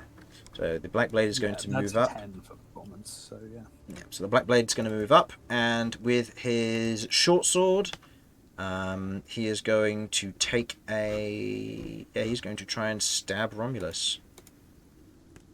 Taking the short sword in one hand is going to drive it into Romulus's knee as best he can. He gets to make 2 of these attacks. So the first one hits on a 23, and the second one hits on a 17. Romulus will take half damage from each of these, because he is raging. He is raging. So each of these, so that's 6 points of slashing, halved to 3. And then that is 11 points, halved to 5, taking him down to 51 hit points. He is putting in work, taking this early damage from this one. And this one is going to go 5, 10, 15, 20, 25. And then is going to dash 5, 10, 15, 20, 25. And is going to remain on the outskirts of all of this. So I'll say, Kirv, you can currently hear through the other half of the pop-up waterproof tent what sounds to be an individual standing next to the tent itself, as they otherwise move up. Slicing through the tent will destroy it, and Romulus will be sad. He spent a lot of gold having that made, so... So I'll leave that decision up to you, whether you wish to face the wrath of Romulus. Well, Okay. at this point, I don't know that it's not a party member. That's true. You Can just you heard a even hear figure. it? Oh no, that's right. She can't hear, but she's inside the silence. That's right. So yeah, you never mind. You do not hear someone move up beside the tent. For reference, the darkness has been placed exactly on where the silence is. So it's exactly the same. It's exactly the same. Yeah. So you cannot see or hear inside of this range. And for note, for those of you who would say, "But Chris, silence is only a 10-foot radius." Yeah, rune magic. Get over it. All right. Doing some bullshit. It's fine. Yep. Rune wizards, baby. Rune wizards. Screw Let's hate them. It's fine. Time for rune for rune. Rune for rune. All right, Kay, you are up. You take the beginning of the turn. You can currently hear the rain and what sounds to be kind of this squealing outside, and you can see the darkness peeking in through the first bit of the tent. You just saw Corsair run through it. You are currently prone because you were sleeping. I will get up. Okay, so that's 15 feet of movement. And I will, like, just because I can.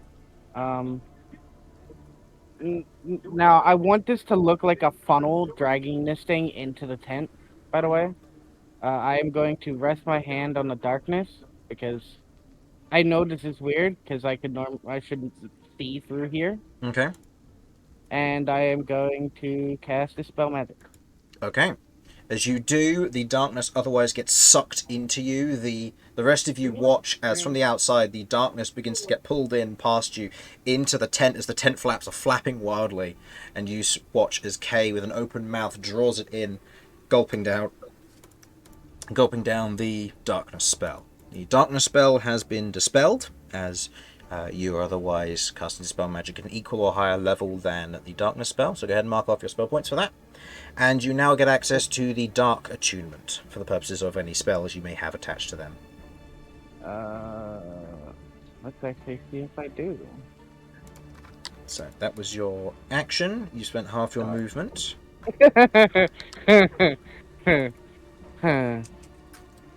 Yeah, I do. I'm just never gonna use it. Fair enough. Okay, what would you like to do now? I'll leave the area there because it's for those of you that are aware of the silence spell are aware of this. I'm going, just because I don't exactly know what's going on, but I hear nothing. And the fact that none of this, I didn't wake up from any of this is weird. So, I'm going to try and keep myself as hidden as possible. I'm going to mask my coming out of the tent with swarm of rats going out as I come out. Okay. So bonus action having giving the rats an order to swarm out while I sneak out with them, and I'm going up that way. Are you able to take the hide action as a bonus action? Not that I know of. No, in which case you won't be able to be stealthed necessarily because you don't have the cover of the darkness, and you cast a flashy spell removing the darkness from existence. So in this instance you can move out and have the swarm of rats appear, but you won't be able to be stealthed necessarily. It wouldn't be stealth necessarily, but they might not notice the little guy in the backpack. Yeah. Okay, so 5, 10, 15. Okay. So moving out, you can hear no sound. The rain and the wind still happening, but you don't hear anything currently. You can see your allies doing stuff, but you can't hear them. I'll say the rats make it to here, given they would have had to have left your body and gone here. Okay. Okay. They're avoiding combat. Okay. And Cat, it is your go. You can see Jeff is otherwise unconscious on the ground nearby, and you can see that Romulus is currently taking quite a beating, with more spells and magic and targeting going towards him. Oh, I don't want to, but I know I've got to. Okay, to start with, can I overlap a rune, like my special casting of a rune, with the use of my Sorcery point Rune. runes. Yes. Cool. Excellent. Can I have a 20-foot radius, please? Cool. Let me recolor it real quick, just to make it distinct. There we go. No, you've got one. Him. Okay. Okay, so that will hit these 4. Right, I am going to cast with the use of my thing, so I'm going to charge it, use my bonus. Bonus action, running your hand along your cloak. You charge it with D3 charges. Go ahead. And you spend the MP when you do so. So I've got 2 You charges get 2 in charges, and you spend the I MP. I'm going to cast Elemental Detonation there with the Break Rune. Okay. So they have disadvantage on the con save. Yep. So whichever one's got silence is going to have disadvantage. Okay, so spend the bonus points for the break rune, and go ahead and roll me wild magic because you are casting from a rune still. Yeah, no, that's fine. But obviously you don't spend the extra MP when you do so. Time, so the 3, which makes me down to that, and then minus that, which will take me to that. Yep. Cool. Right, now, what was the next point? Oh, Roll magic. wild magic just to see if you get anything. So this is a 3rd level spell, so nope, 8. you do not. Go ahead and roll damage for elemental detonation. And what is your spell save DC? 16. Okay, 16. The sludge hauler fails. The belly butcher succeeds. The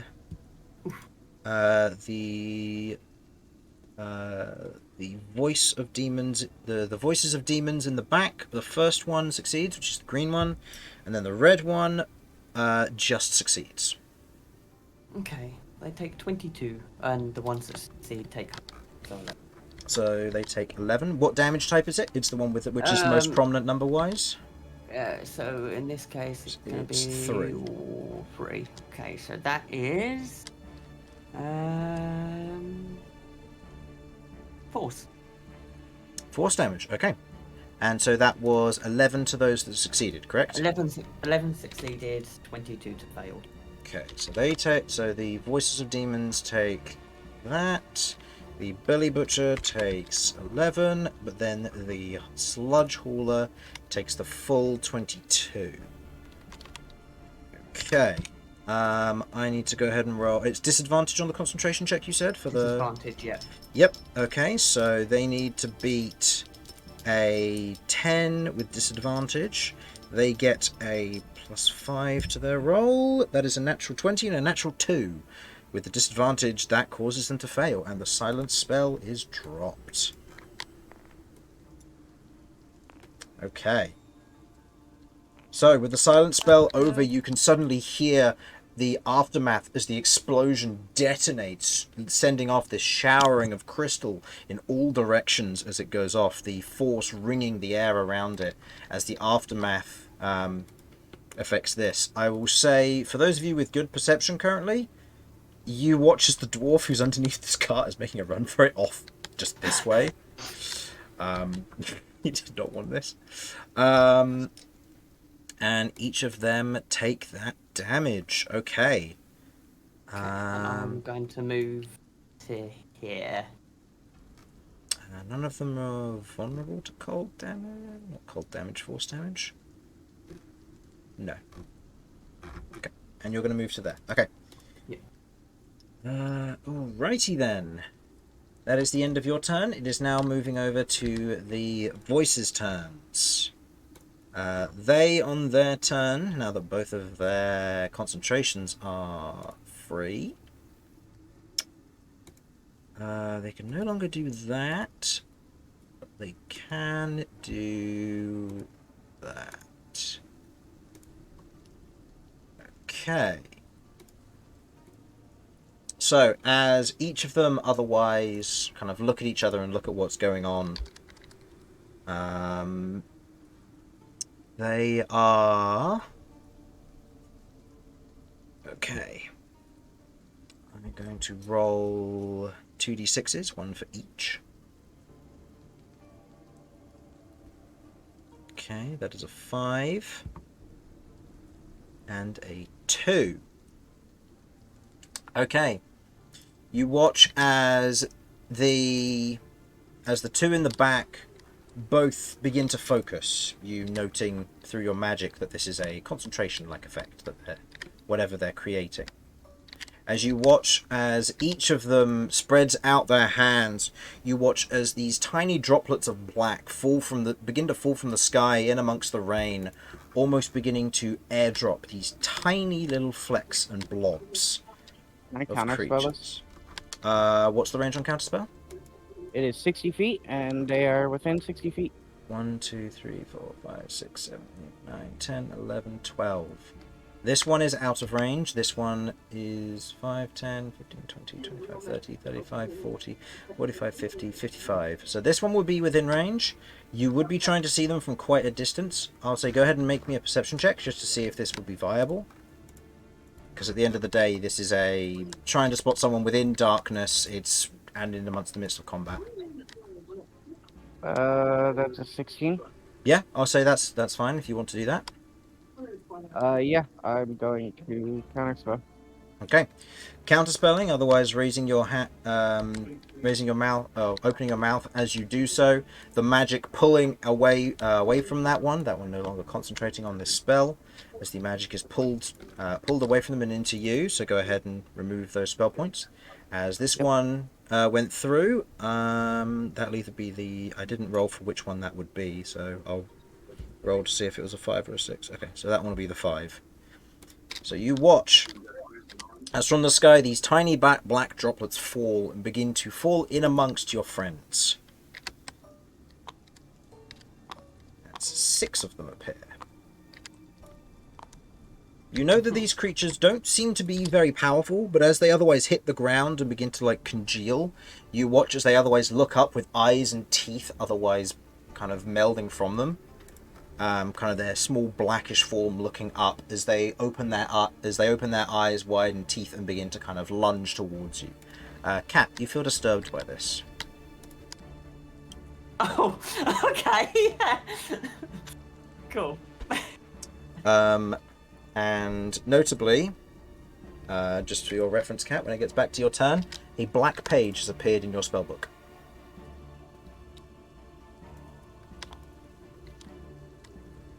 Okay. Vinny, it is your go. Okay. This changes my thinking somewhat.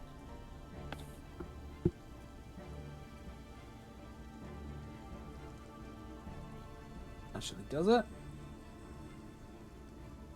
No, I'll take a risk here. I'm going to move 1. Okay. It's going to make an attack of opportunity against you. Mm-hmm. No, that's a 12. Nice. 2. No, that's a 13. Not too good. I'm duking, I'm jiving. They're getting slowly better, so Cat, you better watch out when it gets to Yeah. your turn. Sorry, I ate all the luck. Oh no. It was delicious. Thank you very Yeah. much. Right, I'm moving over here. This one I'm not risking, so I'm attacking with my action. Okay, go ahead. What else does the Sundance Rapier allow you to do? Because it's good and it gives you it's a something else, isn't it? Casting of blindness, Ah, that's right.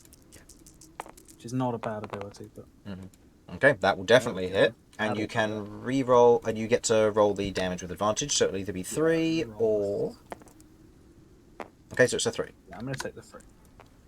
So that's 9 plus... 3 plus 4.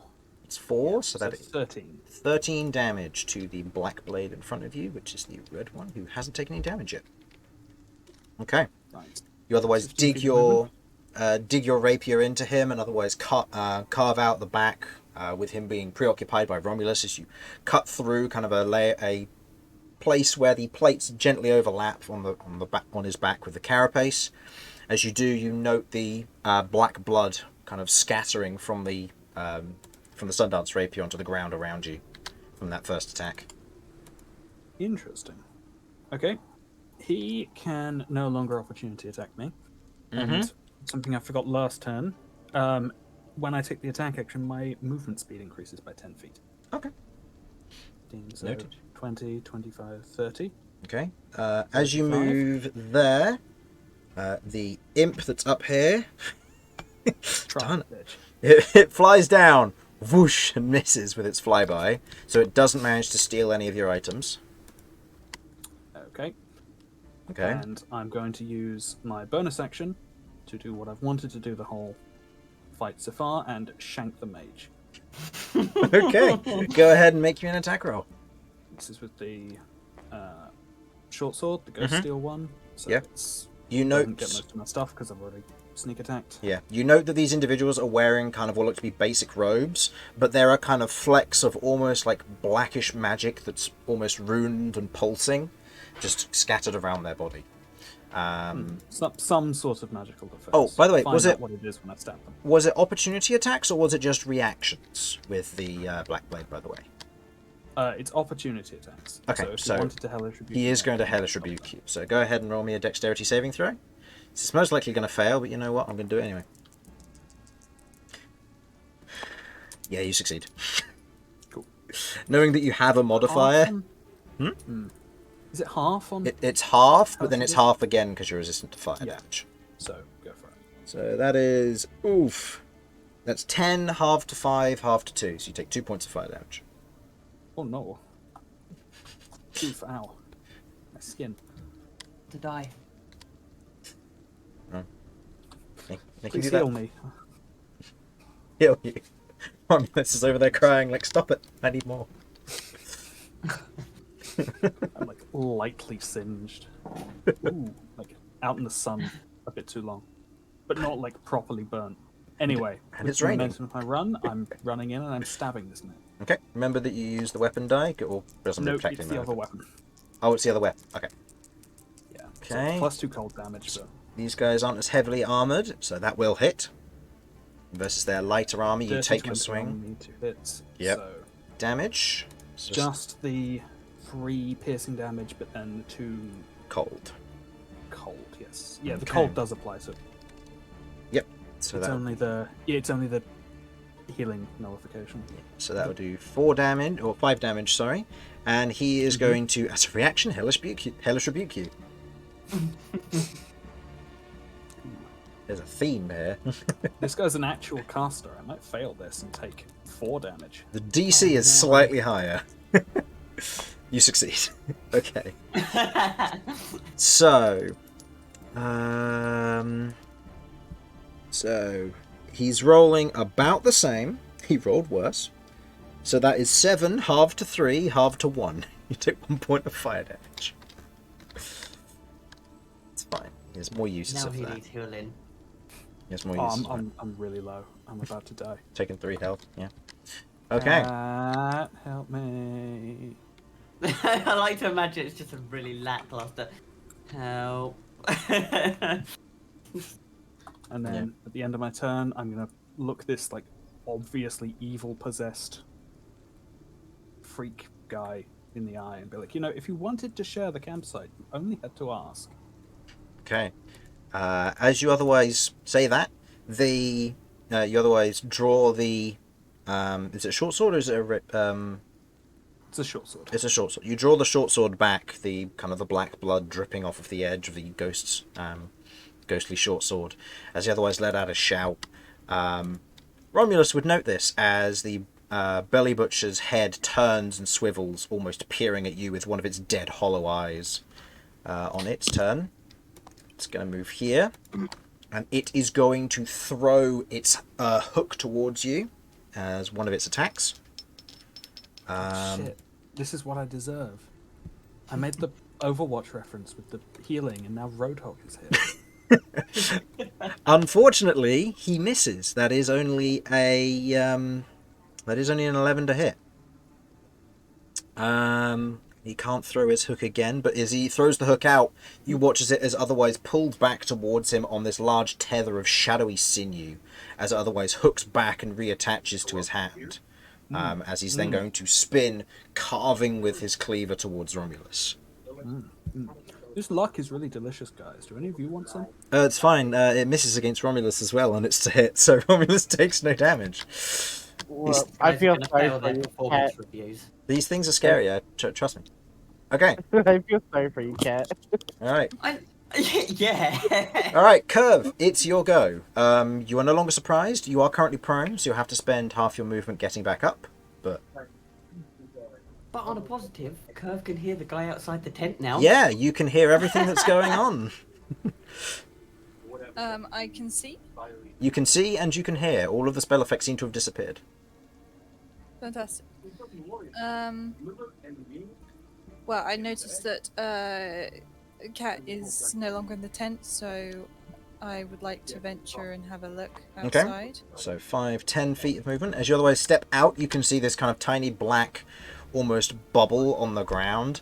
As you otherwise look down at it, there's a moment of awe, given your hellish heritage, before you watch as it turns, the eyes and teeth that are just protruding from its body going up towards you. Ooh. Am I able to use my scythe against it? Yeah, if you want to. Yeah, I'm just gonna try and slash right through it. Okay, go ahead. Make me an attack roll. Oh gosh, it's been a while. I think it's 2d6. It is. Go ahead and roll the to hit first with just the d20 plus your to hit modifier. It's +7. Yep, that hits. 14 versus these little things, that hits. And then it's 2d6, which is those two. Oh.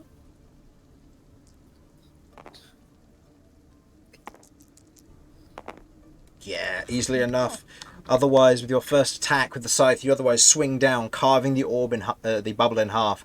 As it punctures and pierces it, it otherwise wells up and explodes in that moment. Go ahead and roll me a dexterity saving throw, please. Ooh. Okay, not the best roll, but still. You failed! Ah! You take the full 3 points of necrotic damage. Instead of 1. Okay, as it explodes, you take 3 points of necrotic damage. Otherwise, as the oily substance hits you and then begins to melt into your form a little bit, burning away at you. You still have 5 feet of movement and a second attack if you wish to. Can I call out to Cat? What's going on? Why are there imps here? Are we home?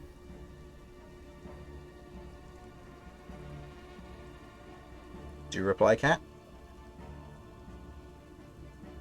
Jamie? Cat is unavailable right now. Sorry, no, I had my mic turned off because I was being particularly loud. Do I recognise these as imp? They are not imps. They are tiny globules of what look to be a kind of an inky substance, teeth and eyes protruding from them. Yeah, I get that they probably sound very familiar to Cat. Yeah. Yeah, you just see Cat and she is hyper fixated on this thing that's by her feet. Like, there's no response. There's nothing. Oh, lovely.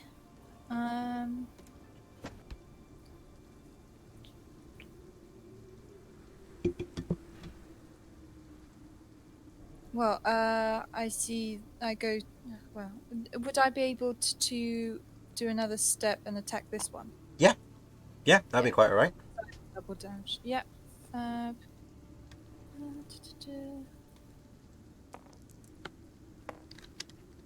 2 plus 7. 9 versus these things, that hits. Mm-hmm. These things, unsurprisingly, are very weak. Yep, that does more than enough damage to overwrite their health.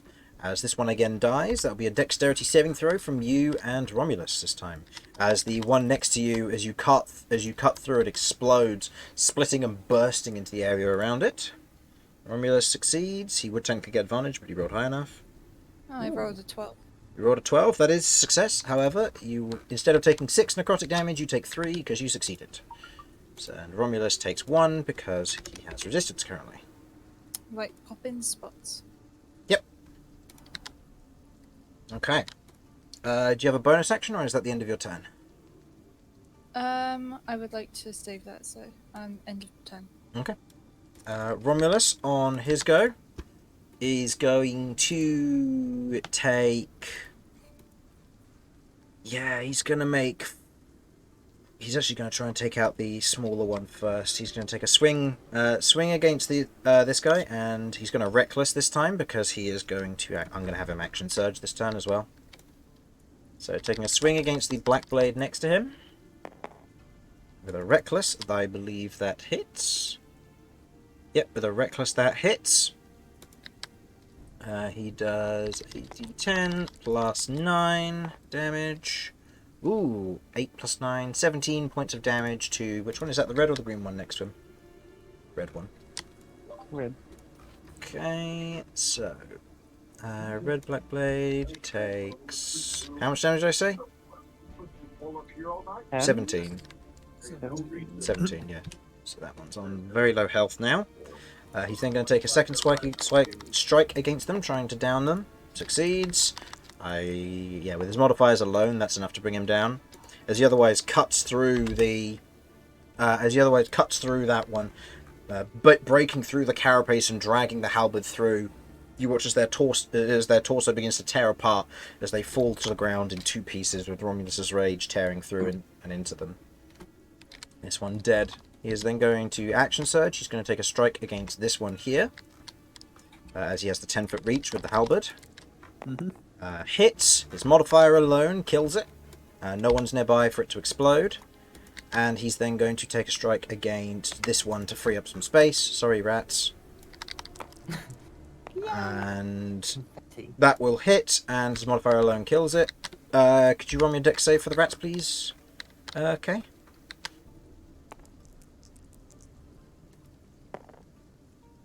The 10, that is just about a pass, unless they have a modifier, in which case they plus with flying colours as far as it goes for rats.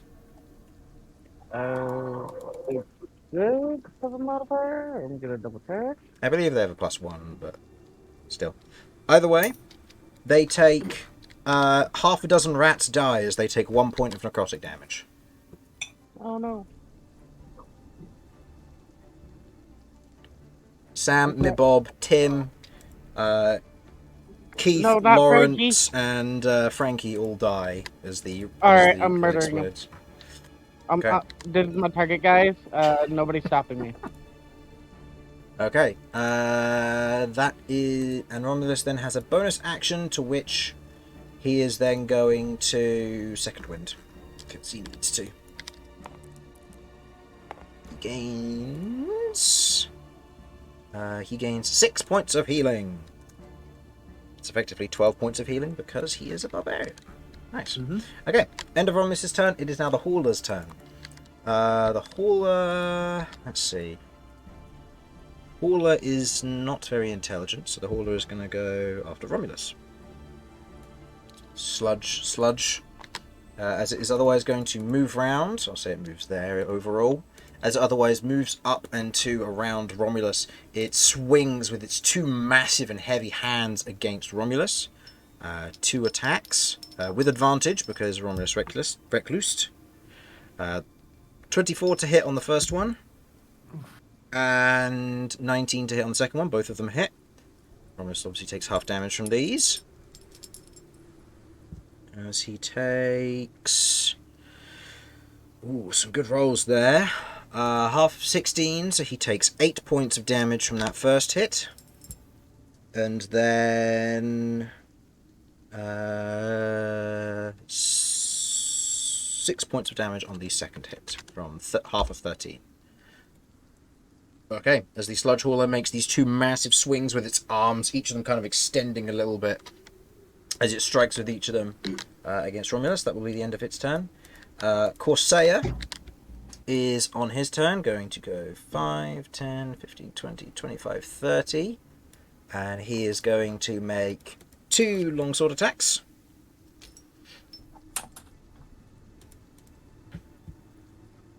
Okay, first hits, second... wait, no, does the second hit the belly butcher? Just. Okay, so each of these with a 2-handed longsword does 1d10 per.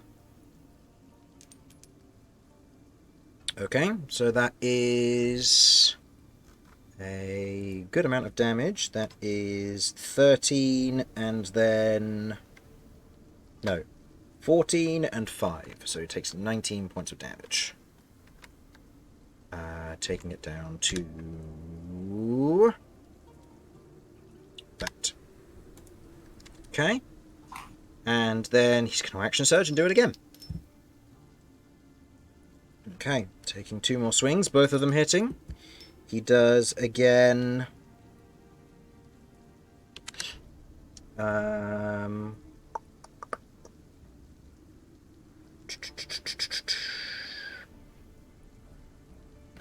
would be... sorry, just trying to figure out the math here. 13 points of damage, and then 11 points of damage. Okay, the belly butcher is looking mighty hurt. Those 4 attacks from Corsair really helped getting that thing low. It is now the Black Blade's turn. This one is dead. This one is going to move up and is going to shank you, Kirv. Actually, no. What else could he do? Could he do anything better?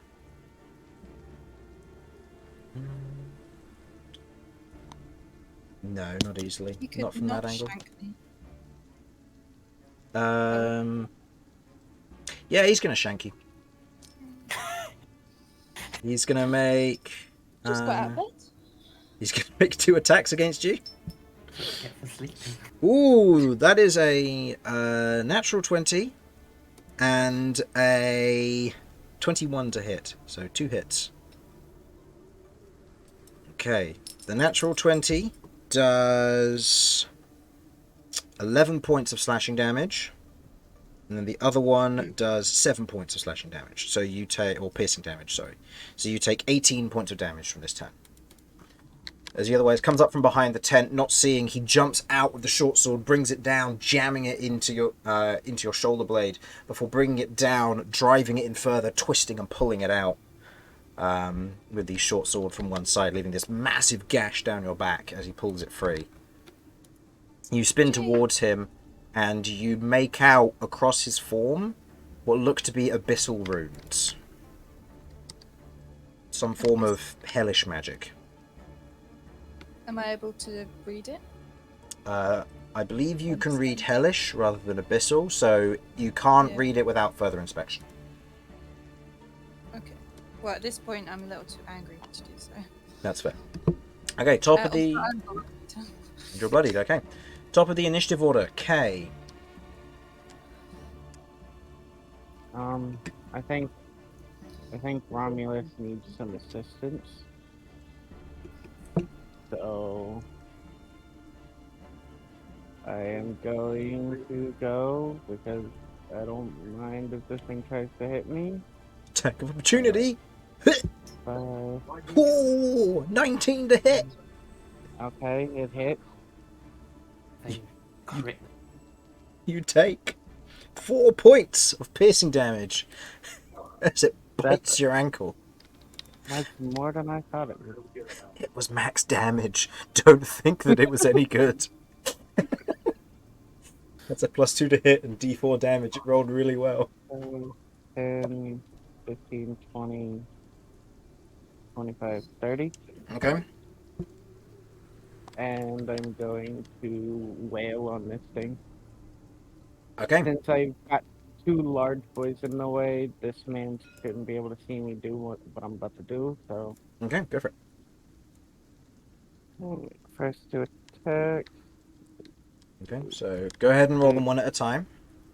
Okay, 1 out of 10.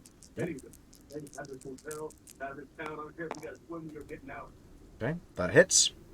Doing 4 plus 4 plus 2. so 10 damage. Okay, it's looking hurt. As your otherwise spiked tail jams into the side of this thing, doing significant damage. Okay, again hits, doing 4 plus 4 plus 2 damage. Yep. So another 10 points of damage as you take a swing into this thing, swiping across it, or is that your bite? That's the claws, and then it's the bite. And then bonus action bite, go ahead.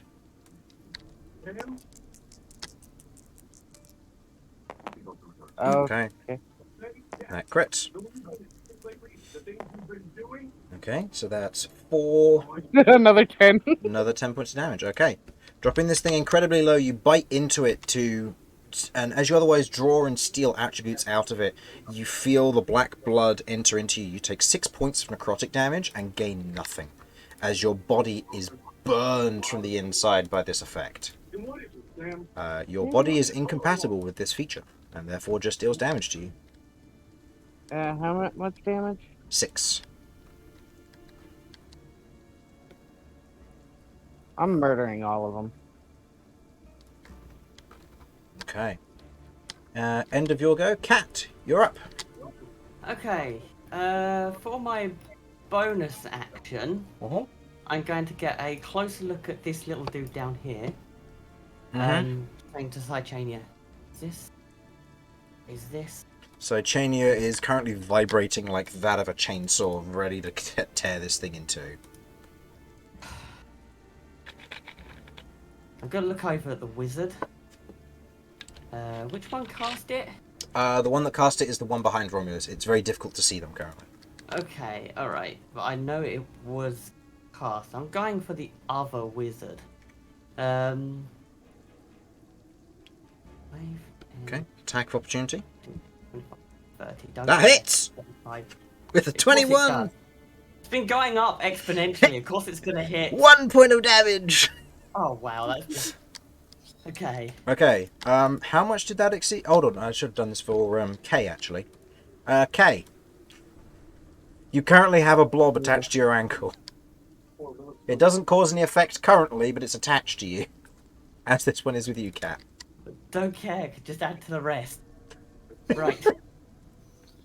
Yeah, I mean... Look at the caster.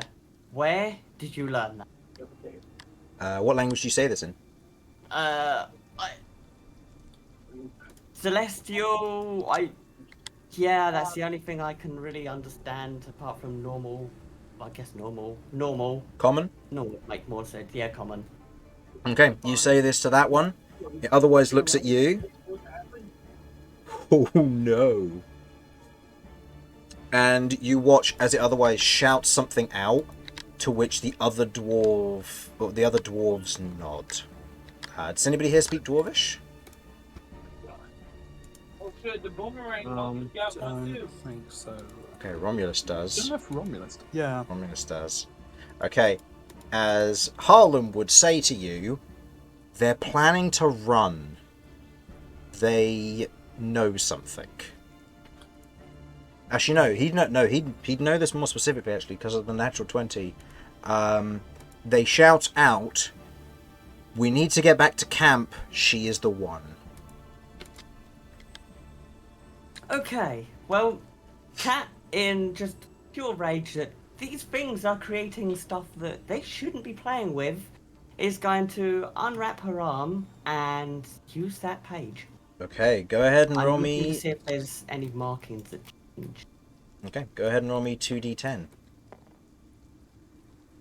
Okay, it's gonna be fun. Oh, that's a high roll. I need to reduce it because it's above your maximum. Okay, so it's reduced by that much. So this is one of them. And what was your roll? 8? Who are you aiming this at? The guy that I spoke to. Do you want to point it directly at them? Well, my grudge is against him, Both of so I'm them? gonna go with. Well, I kind of have. I mean, my attention is split between because one I know is the one that cast, one is the one I'm talking to is screamed. So my attention's kind of split between. Can I use a rune to overlap and just use a split rune? You can, yeah. Okay, I will use a split rune then and Okay. tell both the pages at it. Okay. You watch, Vinny, as Cat looks with this look of rage and seethingness. With your split, burning the equivalent of a 4th level spell here. And you are now concentrating on this, by the way. As you watch as Cat's arm, as she tears the bandages away, is covered in what looks to be kind of this black inky substance. Purple cracks running through it. And you watch as she pulls this page free, an eye appears on the back of her hand and a mouth on the palm. As she tears the page away, you watch as from the ground around these individuals, this magical darkness wraps around them, filled with eyes and teeth and mouths that look inward and begin to tear into them.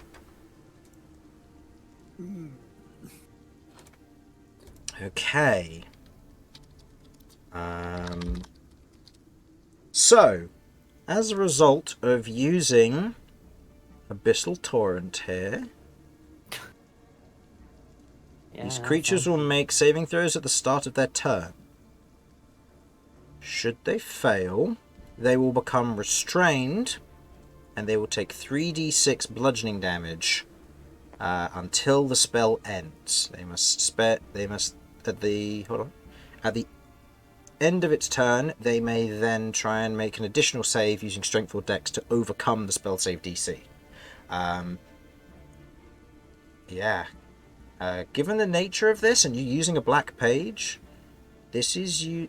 Oh yeah, no, you've already got the modifier from Sochania, so never mind. Okay. How much damage do I take? Are you using the black page?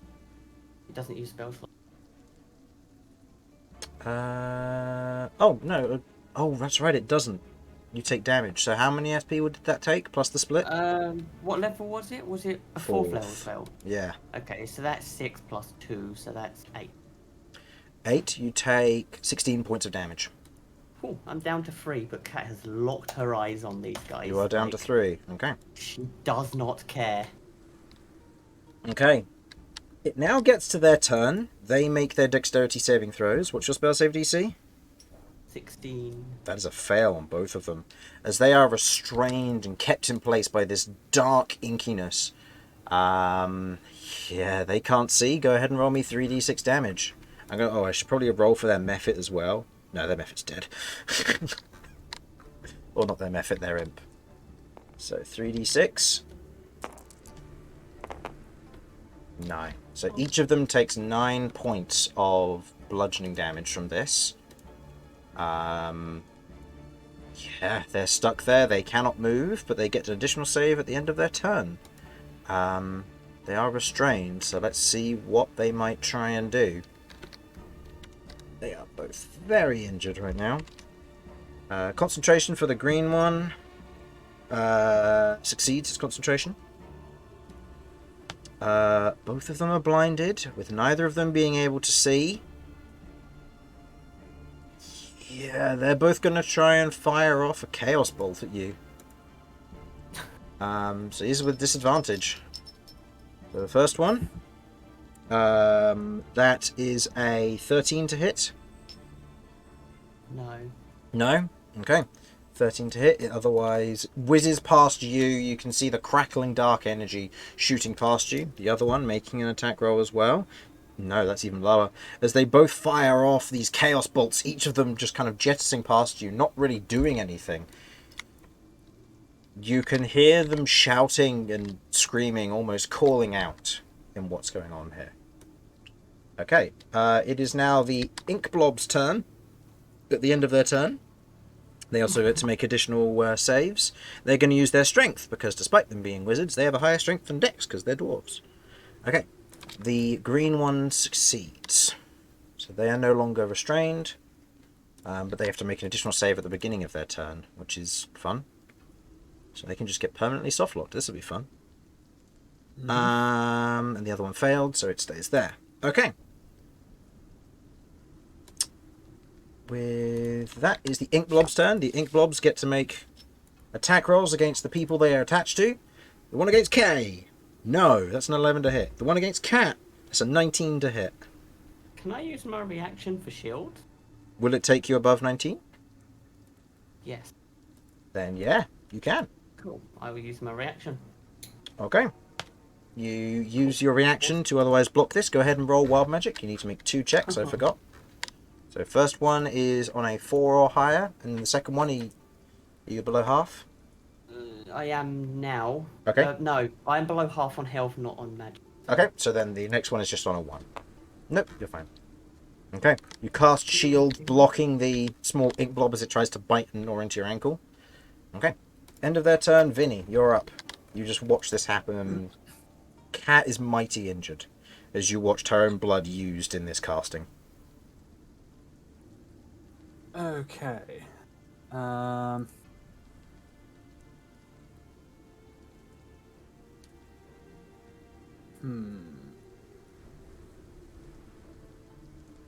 Okay, I'm going to use a bonus action to Healing Word on Cat. Yep. So go ahead and roll that.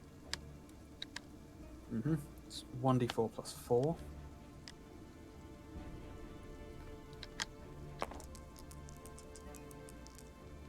Okay. Cat, you receive 8 points of healing. Woo!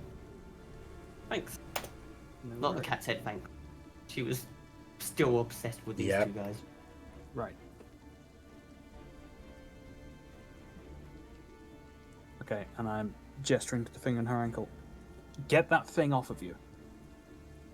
And I'm gonna 10, 15, 20, 25, 30.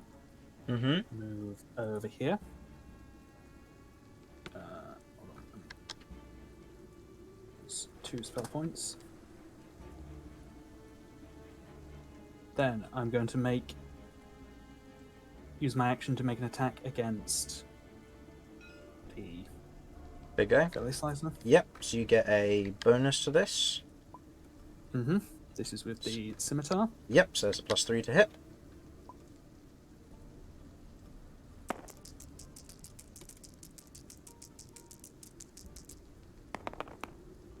Okay, you can reroll the weapon damage. That does hit though. The belly butcher doesn't. It seems to be mostly just a little bit of hard, thick flesh, so they're not really. And having hit with that, I'm gonna spend a Bardic Inspiration to Slashing Flourish. Okay, and that and what does that do? Do additional damage, or is that? It does the Bardic Inspiration die in damage to the target and one other creature within 5 feet of me. Okay, So so it's- go ahead and roll me the d6 then.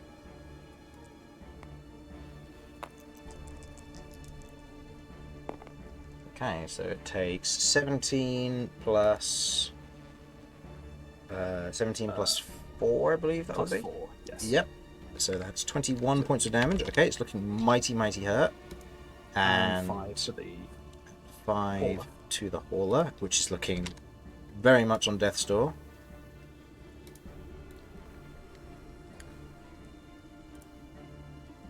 Okay, and I'll stay here.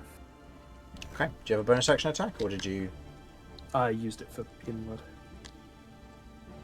Oh, that's right. Yeah. Okay. End of your turn.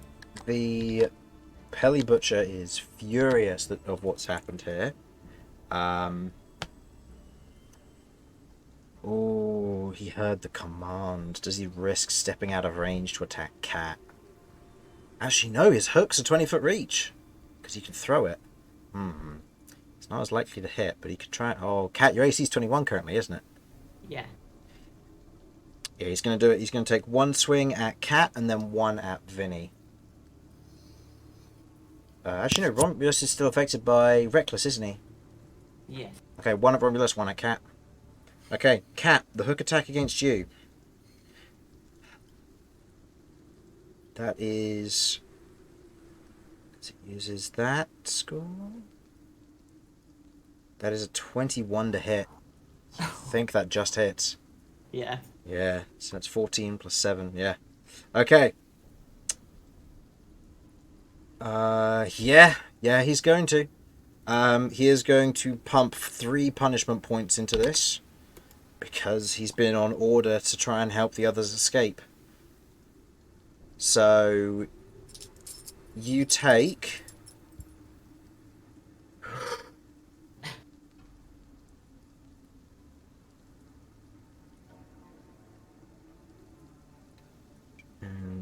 Okay, you take 14 points of piercing damage and 14 points of necrotic damage as you are pulled adjacent to it. The hook tearing into your shoulder as it pulls you towards him. Okay, Cat's down. Okay. She was only on 11. Okay. Doesn't take you to your full negative, so you are not instant dead, but that is a lot of damage. And then that is going to be a attack with advantage against Romulus. That hits with a 25, and then it's going to pump 3 more punishment points into Romulus because it hasn't had the opportunity to use these yet. But final turn, it will. Okay, so that is 5 points of piercing damage, halved to 2. And then that is... Oh man, we're also low on the extra damage. 7 points of necrotic damage, halved to 3. Okay, as Romulus shrugs it off, seeing you go down and dragged along the ground towards it, he shrugs off the attacks, looking at the Belly Butcher, furious at what it's done. Kirv, it is your go. Okay, would I be able to do a vampiric touch on this guy? Yeah, by all means. Melee spell. So does Eldritch Blast, okay? Oh, the melee spell attack is that you use the vampiric using your spell attack modifier. Ah, I see. Okay.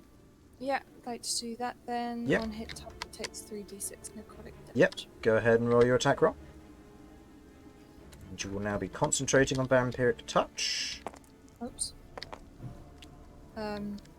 Sorry, what do you want to do there? I accidentally You take the leftmost one, so that'll be this one. That's fine. Still 18. So still hits and 3d6 damage. So go ahead and roll that. Okay, it takes 10 points of necrotic damage, and you regain 5. 5 hit points. That is the green black blade, who hasn't taken any damage yet. Okay. And would I be able to do another attack? With the nature of it being a spell casting attack, you aren't able to do a second attack with vampiric touch. Okay. Am I able to do a movement back, or? You can, yeah. It might just provoke an opportunity attack, but you're welcome to. Never mind then. Okay. No, fair enough, I'm good. Okay. Moving on to Romulus's go. Romulus has no healing potions and he's not done anything yet, so he's just going to try and take out these two. So he's going to take the first attack, Reckless, against the Belly Butcher. Hits, I think with his modifier alone, unless he rolls a 1. Yep, no, the Belly Butcher goes down. The Belly Butcher collapsing to the ground in a pile of meat, slowly beginning to disintegrate into what looks to be black sludge. Second attack he's going to make will be against the Sludge Hauler. Hits, and Sludge Hauler had 3 health, so Sludge Hauler goes down as well. And then he is going to step over to Cat and is going to just try and defend her as best he can. Okay, Sludge Hauler doesn't get a go because Sludge Hauler is down. So it becomes Corsair's go. Corsair is going to pull out a healing potion and is going to put it in your mouth, Cat. As he has no healing capabilities. So you heal 4 health because he rolled 2 1s. So you get 4 hit points, but more critically, you are up. Cool. Okay, that took his action to do, and he's then going to spend the rest of his turn. Just going to move over here and just try and wait to make sure that nobody targets you.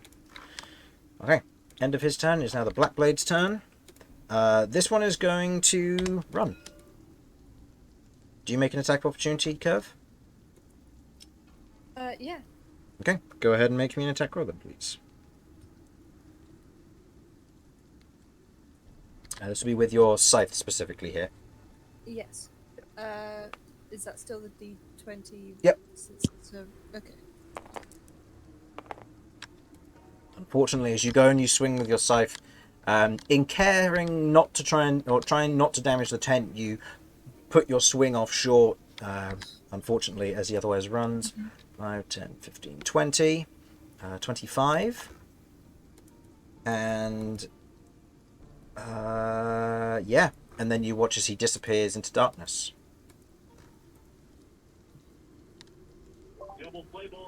Okay. So dashed and ran. You aren't sure. You just can't see him anymore. Okay. End of his turn. Okay, your go. Alright, well, considering this guy's dead, I'm gonna make sure this guy can't get away. Are these squares still here?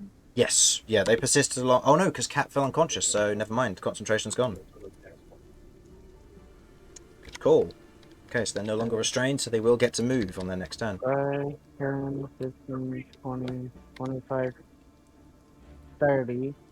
And I am going to use one of my biological resiliences to use my one of my lunging bites. Okay. So I lunge at this guy and bite onto him. Okay, go ahead and make me an attack roll.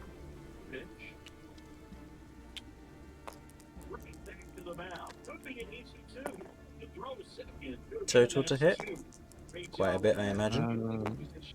It's the total to hit.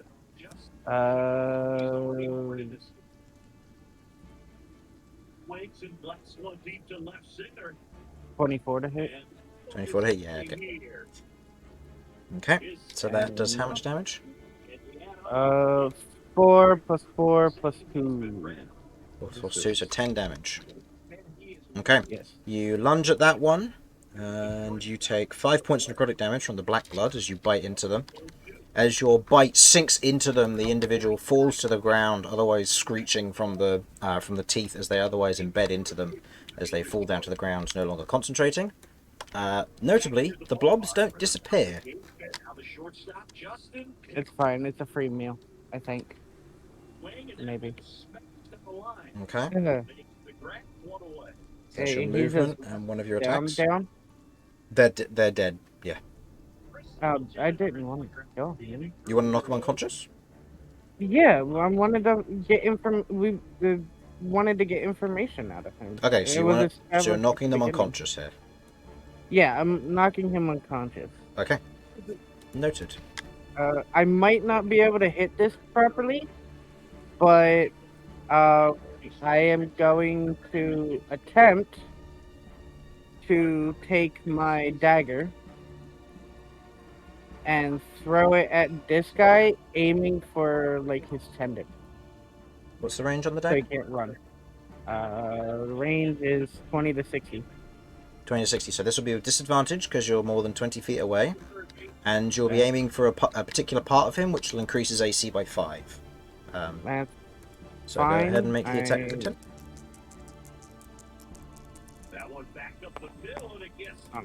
You otherwise throw the dagger, as you otherwise throw it through the air towards the target. Natural 1, it misses. I'm going to say the ink is going to get an attack roll against you, because natural 1. No, that's a 9 to hit. Okay. That'll be the end of your go. Unless you're going to bite the... Because you have an extra attack, you could attack the Oh yeah, ink thing. I'm gonna eat it. Okay, go ahead and make the attack roll. He is his own worst enemy at this point. Okay, that hits. So that does enough damage to kill it. You take... or make me a dexterity saving throw. The dwarf automatically fails. Oh, I'm putting this in my mouth, by the way. It's still an area around it. I don't want him to die. I'm trying not to eat him. I'm not trying not to kill him. Do you have any extra movement to move further away? Uh, Because your movement speed is 30, isn't it? yes. I can move back 1 square. You have Because 35 I feet of could, movement? what I can do is instead of going, because I didn't realize it until I just read the thing, I could have been 1 more square away before I jumped at it. What, for the Because lunging it's leap? 10 feet. Yeah, it's 10 feet. It still consumes the movement when you do that, though. It consumes that movement, not my movement. That's what we've said before. So it using the extra. Okay. Yeah, Yeah, so I'll say if you want to retroactively move back, I'll allow it. Yes, you because take- I'm actively not trying to kill this guy. Okay, so you take 3 points of necrotic damage then, as the explosion goes off. Okay. End of your turn. Cat, you are currently on the ground with one of these little nibblies on your leg still. okay. She's kind of like come more to a realization of what the hell's going on. She's nervous as hell. How's the hand? Is there still a mouth? Yes. Cool. I'm force feeding the mouth, the little thing. Okay. No, don't know no. what's I'm gonna going to say happen. no roll for this. As you reach down with your hand, grabbing the little inkling, your mouth on your hand bites around it. You hear this chomping sound, and you watch as a single crack shoots up your arm. As it does so, you feel almost this wincing pain in your head for a moment, before you hear voices from all directions speaking in languages you don't understand, almost like whispers and words meeting your ears, and then it's gone.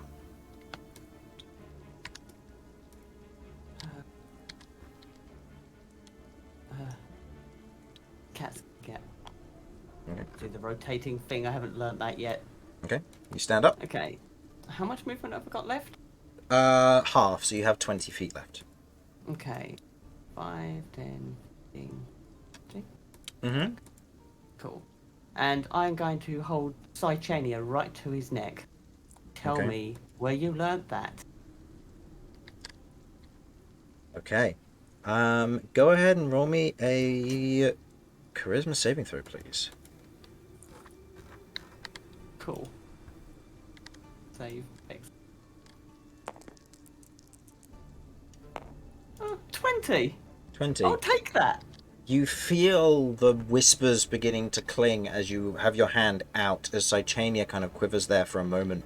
Your hand almost pulsating with magic as the dwarf looks down at it and says something. Your hand reaching for him and grabbing him with a unknown strength, but you manage to hold it back before it, from what you would gather, would have broken his neck.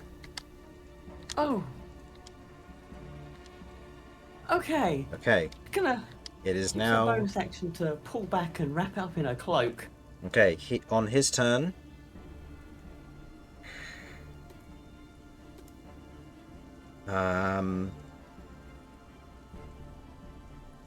Yeah.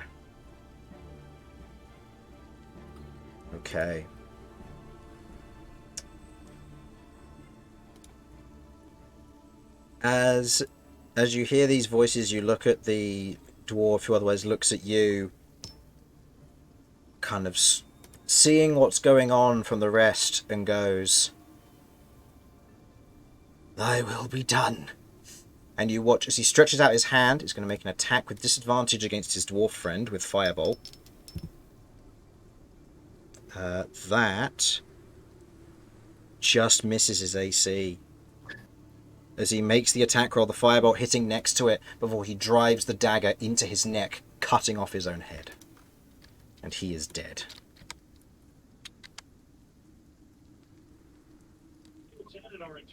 Okay. Alright. Vinny. But Actually, no. Sorry, the little thing, because you ate this one. So, Vinny, it's your go. Combat technically isn't over. Because this, if you're going to try and catch this one, you need to Yeah. figure out.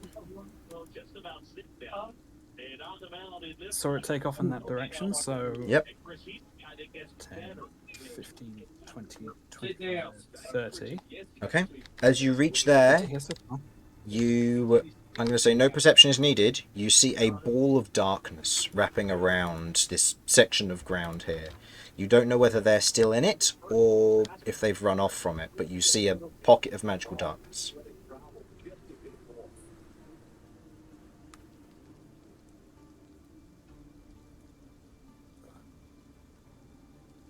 So comparable to a darkness spell. Yes, but in actuality, a proper-sized darkness spell. So this would be size 8, I think. Yep, so this would be there. As you stand on the edge of it.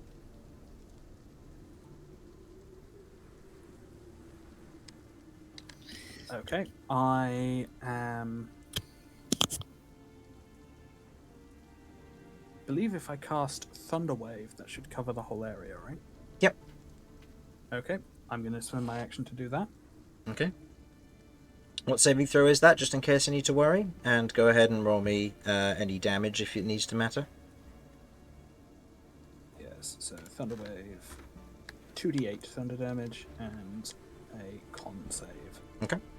That's DC. What's it written? 15. 15, okay. So go ahead and roll damage just in case it matters.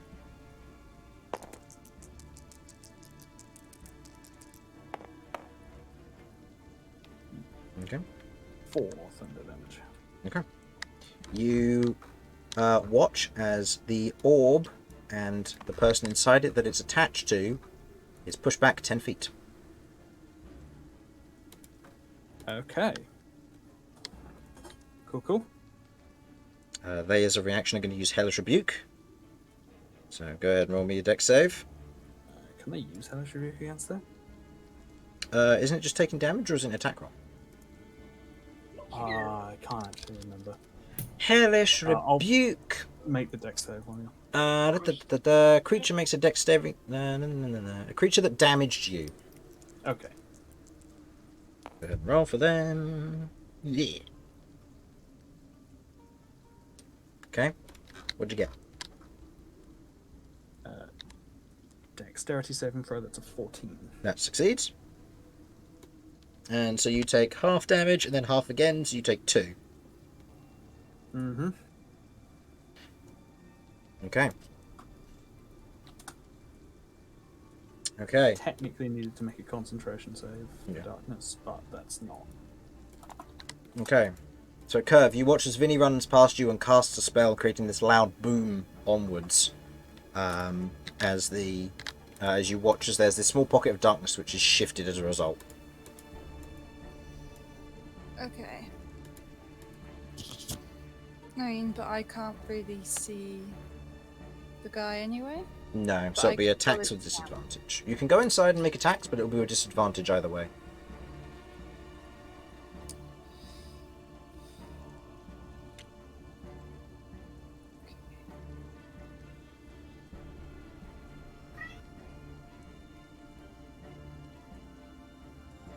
What's we got to here?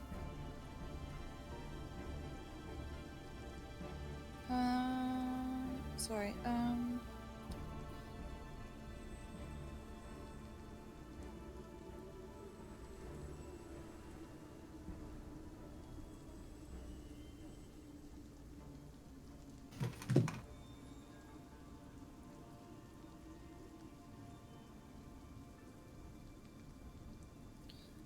Double checking my cursed binding doesn't mean that they can't move, right? What does it say specifically? Target is grappled and Yeah. cannot attack. So they wouldn't be able to move. Does it state target creature? And therefore you may need to be required to see them. Hematology, I believe this is. Cursed binding. Place your hand on a creature within range. So no, you just Right. have to be within melee range of them to do this. So 5, 10, 15, 20, 25. So you wouldn't be able to get close enough to them to do curse binding. Okay. I could do cloud of daggers into the dark area. Would that be okay? You could, yeah. This will use your concentration onto clouds of daggers, and this will probably require a D4 just to see if you can get the area right. Mm-hmm. Actually, no. This would just be a D20 plus your charisma modifier to see if you can successfully aim it correctly. Okay. But go ahead. So that's 9 plus, I want to say 7, but let me just double 9 check. plus 7. So that will beat their spell save DC, so I will say that will hit them. Essential point. A creature takes 4d4 slashing damage when it enters the spell area for the first time on a turn or starts its turn there. So it will take... Oh, and this is cast at 3rd level, isn't it? Because your Warlock levels? Mm-hmm. So that should be 64 damage at the beginning of its turn. Not Okay, quite am I yet. ready now? No. No, not quite yet. Oh, didn't stop that. Okay. So that's your action and your movement. There's not much else that can be done. Romulus is going to... I'll say he's going to be dropping out of rage at this point. I think he's probably just going to be taking care of Cat, making sure she's okay. Corsair is going to otherwise stand next to Cat and then just kind of move over and look around and see what's going on, see if there's any more enemies, which, noting the area, there aren't any. Now This one's unconscious, right? Correct, yes. Okay. Then it's the Black Blade's turn. And he takes 64 damage at the beginning of his turn, so go ahead and roll the 64s for me, please, Rebecca. Oh, sorry, hon. That's all right.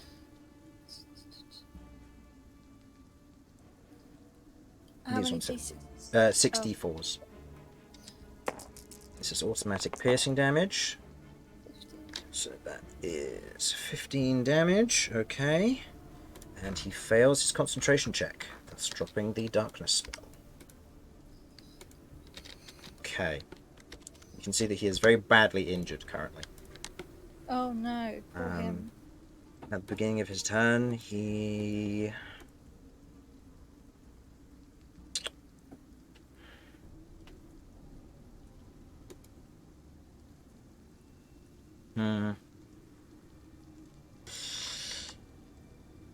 He knows that running isn't going to get him very far.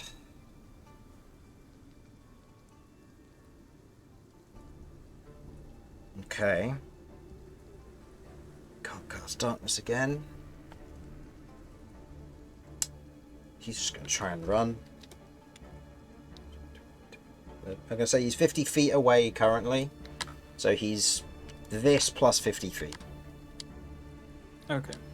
From each of you currently. So he's just making a run for it. Off into the heathland. You can quite happily see his silhouette with the... just in the distance, but he is moving out of range, which is going to make it very difficult to see him with ranged attacks, unless you're relatively close to him. Okay. Kay, top of your turn.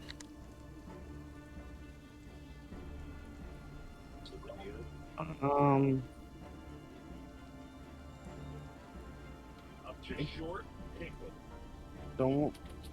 Let's see. Justin Pinkman getting ready to hit. He's already homered in this game. This one smoked out to left. Macias squeezes in. Not getting no contact. Now it's the shortstop, Justin Pickett. He's already homered here in this one. Alright, what I'm going to do, I don't think I can help with chasing down this guy. Mm-hmm. So, what I am going to do is I'm going to go to this one, Mm-hmm. and I'm going to make sure he has no weapons on him, Okay. no daggers or anything. I'm gonna check everything to make sure nothing can be done to where he would kill himself, considering this one tried to. Okay. And not to do damage. I'm going to make this clear. Not to do damage, but I would like to attempt to use mana burn on him to make sure he can't cast magic. Mana burn inherently will do damage. This is a general I note. don't know how much damage it would do, because I was only told that it'll take 2d12 spell points. So, oh wait, this is the This is what I got from this plant. yeah. So this will do damage to him. So if you do this, it will kill him. Can I make the damage get done to me?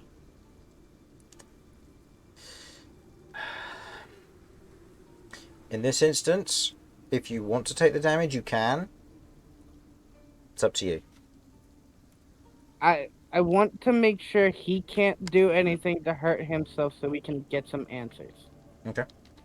So, to make sure he has no spells or anything like that, I am willing to take the 2d12 damage. Okay. Go ahead and roll me 2d12 then.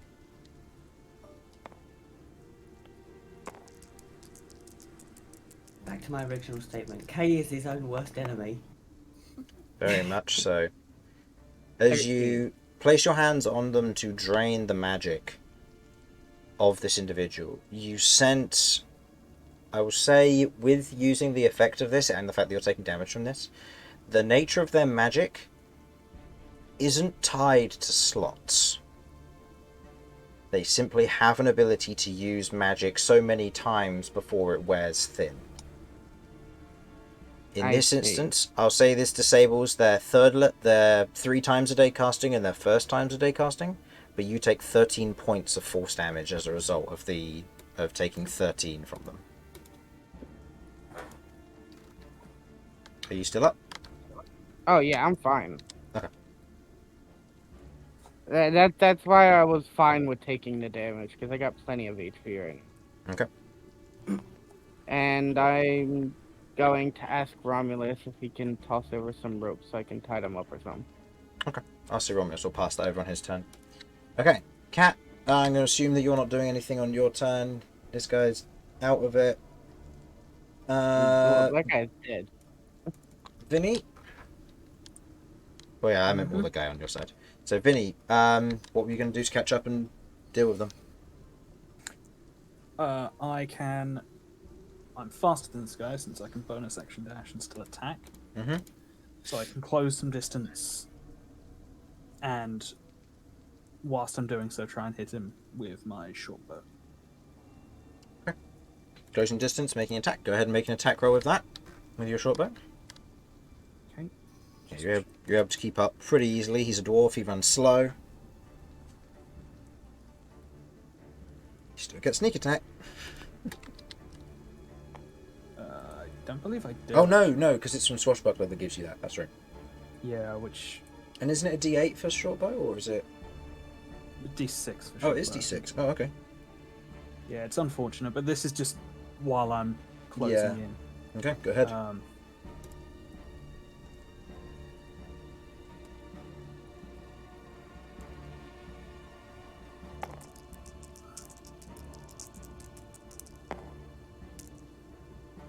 Unfortunately misses. As you take a shot, it ricochets off of one of the back pieces of carapace off of the back of him.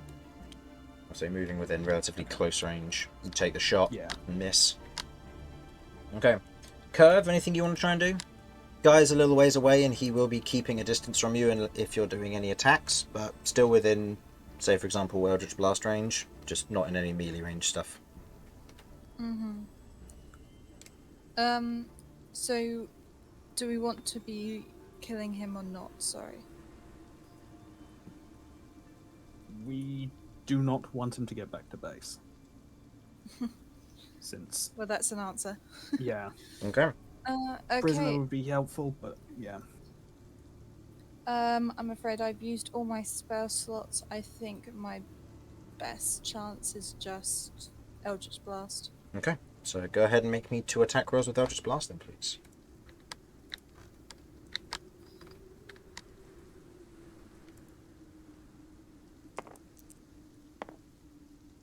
Okay, first attack hits, I'm pretty sure. Because you have a +7 to your modifier, don't you? Yes. Yep, so that first one hits, and then the second one also hits. So Yeah. go ahead and roll me 2 lots of D10. Copy of the second one of them. Okay. 10 damage. Okay. You take the 2 shots, the Eldritch Blasts hitting. As they do, you see that he hobbles, kind of stumbling forward on 1 health left. Skipping Aw. skipping to his turn, you watch as he pulls out a small dagger and No. he mutters something before driving it into his throat, falling down dead. Okay. With the bloody battlefield left to all of you, injured for most of you, and in agony for some, your long rest is interrupted, and you will have to completely start again to benefit from a long rest here. But you have a prisoner, and that has to count for something. Thank you for watching. Hopefully you enjoyed, and we will see you next week when we continue this adventure, hopefully with a Romulus. Bye bye. Bye. Bye. Bye.